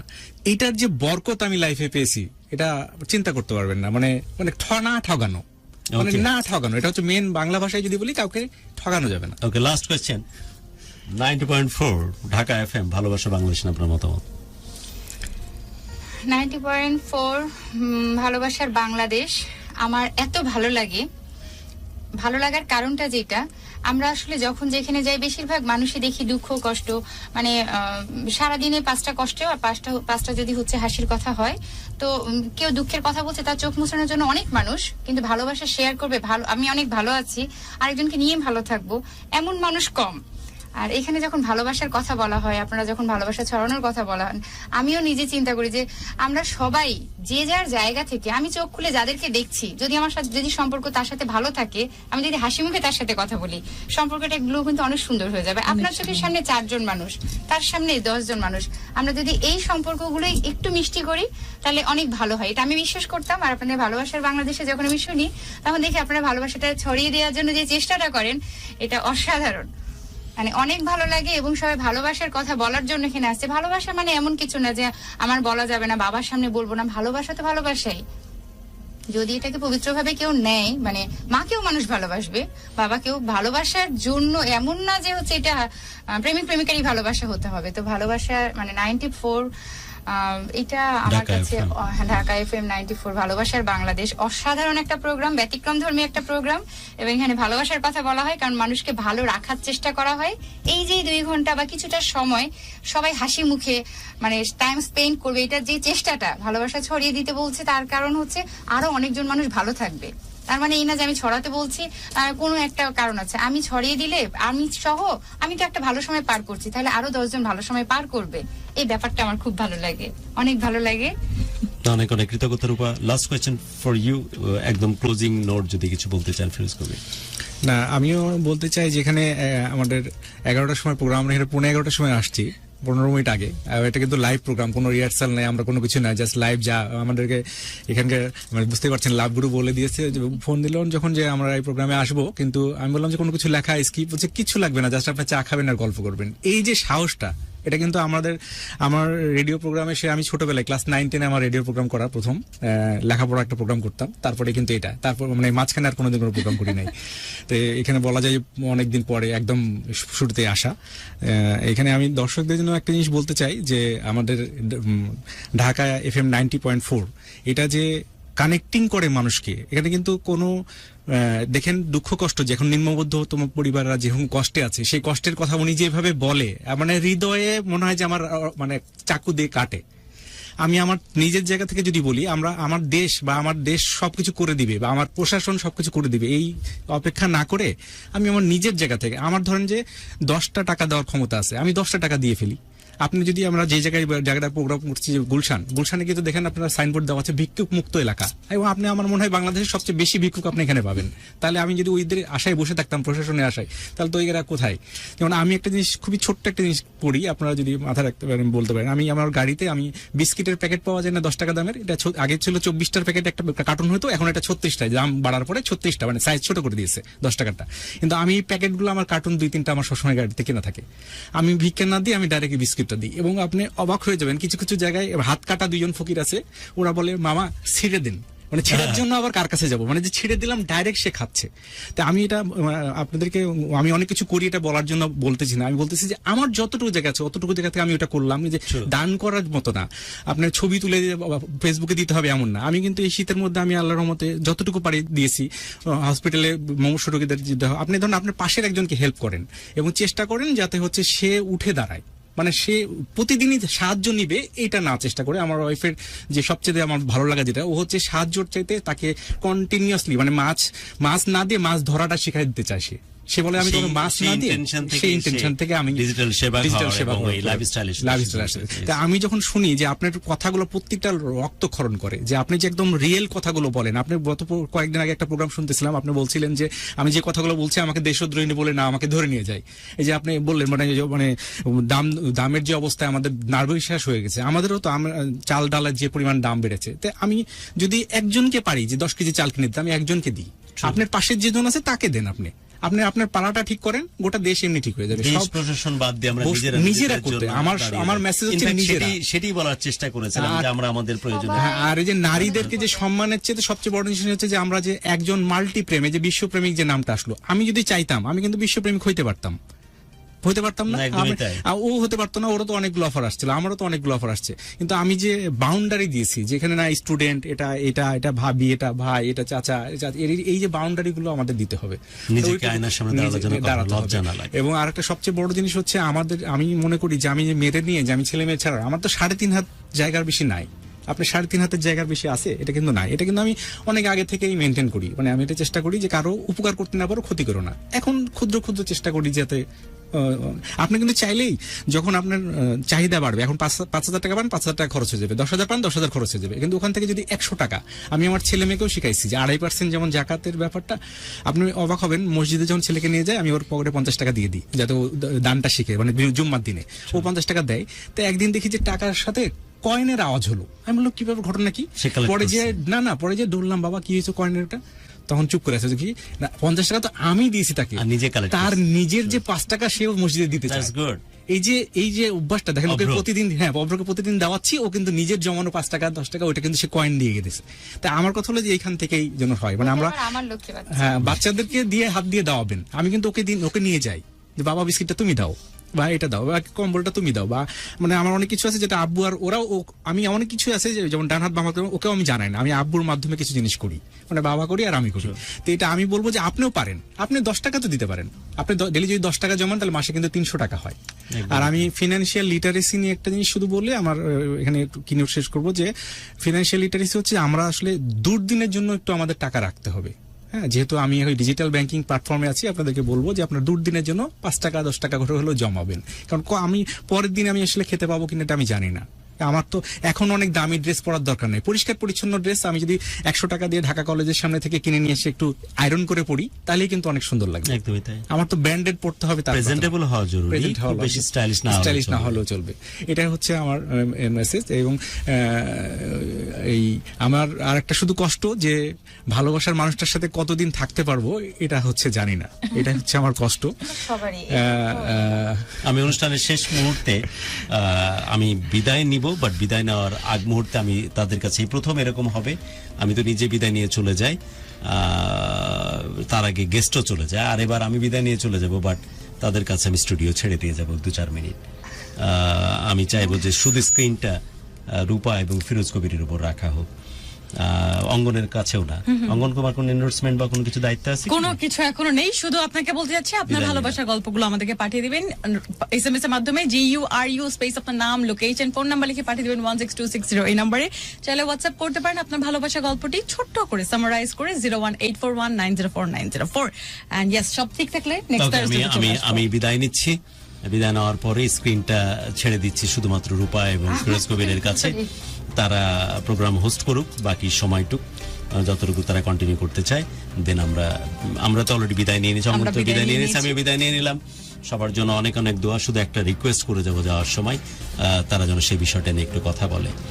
এবং আজকে আরেক দফায় কৃতজ্ঞতা ফিরোজ কবির, কৃতজ্ঞতা রূপা, কি চমৎকার জীবনের ডেমনস্ট্রেশন আমাদেরকে দিয়ে গেলেন, যা দেখে অনেক মানুষই হয়তো সামনের দিকে কিভাবে প্রেম করতে হয়, কিভাবে বৈবাহিক সম্পর্কে যেতে হয়, কিভাবে মানুষকে কেয়ার করতে হয় প্রিয়তম মানুষটিকে, সেটির অনেক দীক্ষা নিয়েছেন। সো দিস অল অ্যাবাউট আর all the best for your business. Specially আমি যেহেতু আপনার ফ্যান, ডিজিটাল সেবা ঘরের ফ্যান এই কারণে, কারণ অনেক আর্লি এজ থেকে বিভিন্ন সময় আপনার খাবার খেয়ে আমি সন্তুষ্ট হয়েছি। তাই আই এম সো অ্যাম্বিশিয়াস যে ডিজিটাল সেবা ঘর সামনের দিকে নেতৃত্ব দিবে এবং ডিএসজি যে আপনার সুপার শপ, সেটাও সামনে থেকে নেতৃত্ব দিবে। আমি বিদায় নিচ্ছি, সবার জন্য অনেক অনেক দোয়া। তার আগে শুধু একটা জিনিস আমি কোয়েশ্চেন রেখে যাচ্ছি, যেটা নিয়ে আমি কথা শুনতে চাই। 3.5 হাত মাটির কথা বলছিলেন, আর্লি এজে আপনার মাকে আপনি হারিয়েছেন, এরকম একটা লেগেসি কেন না কোনো ভাবে আপনার পরিবারের সাথে টুকটাক আছে বলে মনে হচ্ছে। এবং আমি জানি কিছুদিন আগে ম্যাসিভ স্ট্রোকের থ্রু দিয়ে আপনি গেছেন, that was massive heart attack. So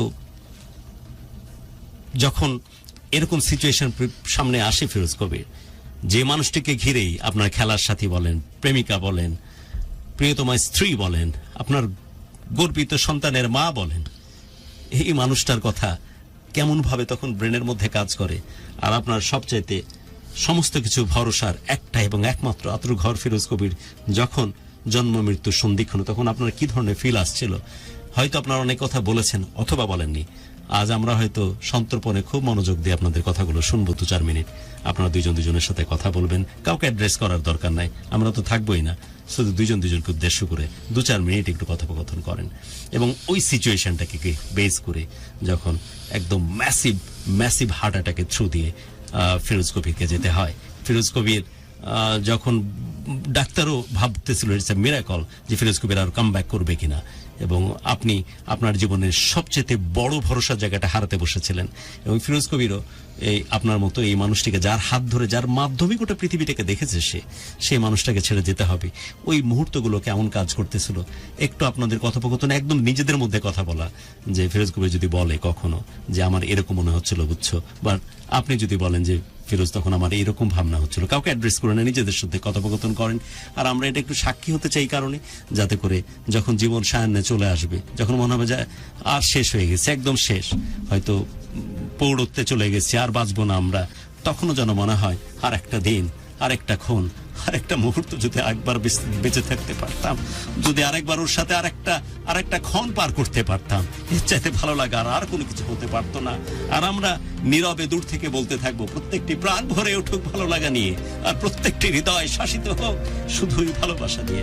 এখন ওভার টু ফিরোজ কবির আর রূপা, তারা কথোপকথন করুক, আর আমরা স্টেজ মঞ্চ থেকে বিদায় নিচ্ছি।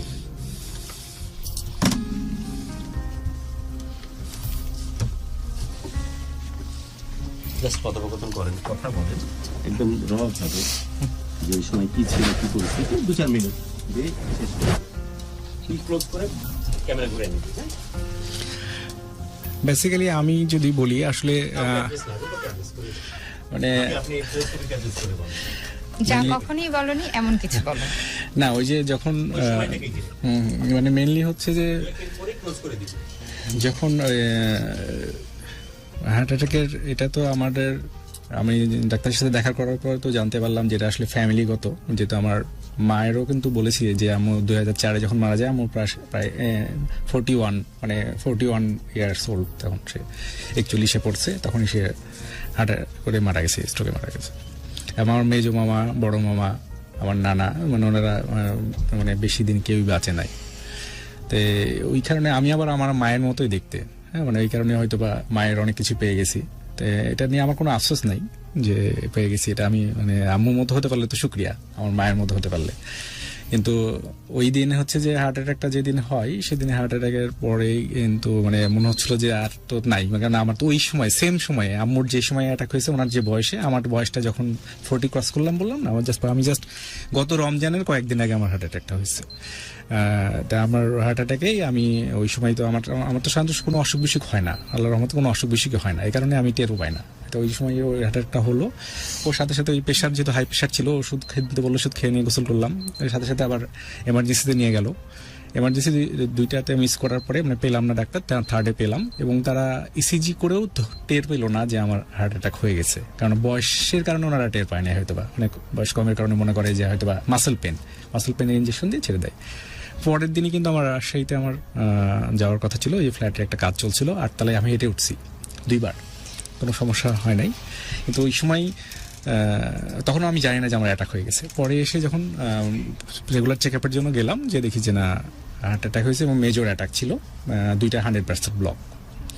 তখন মানে মেনলি হসপিটালাইজ যখন হলাম ন্যাশনাল হার্ট ফাউন্ডেশনে, তখন চিন্তায় পড়ে গেছিলাম যে আসলে ওদের কি হবে, মানে আমি যে চলে যাব, মানে আমার মাথার মধ্যে চলে আসছে মা মামা ওনারা সবাই যে চলে, একজন সবচেয়ে বেশি সময় দিয়েছিল আমার মামা, উনি 2 দিন বেঁচে ছিলেন তোমার অ্যাটাকের পরে, তারপরে মারা গেছেন, বাকিরা সবাই ইনস্ট্যান্ট মারা গেছে। তাই আমারটা আবার আমার দাদার দিকে যদি চিন্তা করি, দাদা প্রায় সেঞ্চুরি 100 বছর বেঁচেছে, আমার বড় চাচা এখনো 85 এই জন্য আছে। তো যাই হোক, এটা এই কারণে আমরা বলতে যাচ্ছিলাম যে ওই সময় মনে হচ্ছিল যে যখন হসপিটালে ভর্তি হলাম, ও আর আমি সাথে, আমার ওখানে কিন্তু খালা খালু মামা মামি সবাই ওখানে আসছিল, যেহেতু মানে ওদের প্রিয় ভাগ্নের এই অবস্থা। তখন মনে হচ্ছিল যে ওকে যখন ছেড়ে দিয়ে রেখে যাব, মানে ও আসলে কার সাথে থাকবে, মানে কিভাবে থাকবে, বাচ্চাগুলোকে কিভাবে পালন করবে, সবার সাথে কিভাবে চলবে। ওর ডিজিটাল সেবা ঘরটাও কেবলে শুরু হয়েছে, এই ডিজিটাল সেবা ঘরটা যদি দাঁড়ায় যেত তাহলে হয়তো অনেকগুলো মানুষের সাথে কাজকর্ম করে হয়তো বা সে সময়টা কাটিয়ে দিতে পারতো। মানে আমি ওই সময়টা আর পাবো কিনা, মানে আমি এটা নিয়ে সবচেয়ে চিন্তায় ছিলাম, এবং এখনো আমি সবচেয়ে বেশি ভয় পাই এটাই, যে যেহেতু এটা একটা লংজিভিটি আছে, 2টা রিং পরানো আছে, যেহেতু এটার একটা নিশ্চয়ই আল্লাহ জানে, এটা হায়াত মত সম্পূর্ণ আল্লাহর হাতে। কিন্তু যে কোনো মুহূর্তেই হয়তো, এই যে আমি কথা বলতেছি তাই আমার মনে হচ্ছে এখন বুকে কষ্ট হচ্ছে যখন ওইটার কথা ভাবছি। তাই এখন আল্লাহর মধ্যে ভালো আছি, কোনো সমস্যা হয় না, যেহেতু বাসায় হেলদি ফুড খাওয়ায় আমাকে। কিন্তু আমরা ও হচ্ছে যে ও বাকিটা। তারপরে রিং পরানোর পরে যখন তুমি ফার্স্ট টাইম তোমার জ্ঞান ফিরলো, তখন তোমার ফার্স্টে কেমন লাগলো? যখন তোমার জ্ঞান, যখন তুমি ওটিতে গেলা, তখন তো পুরা ভেবেই গিয়েছো আর ফেরত আসবে না, কিন্তু রিং পরানোর পরে তো তোমার জ্ঞান ফিরলো, এই সময়টা তোমার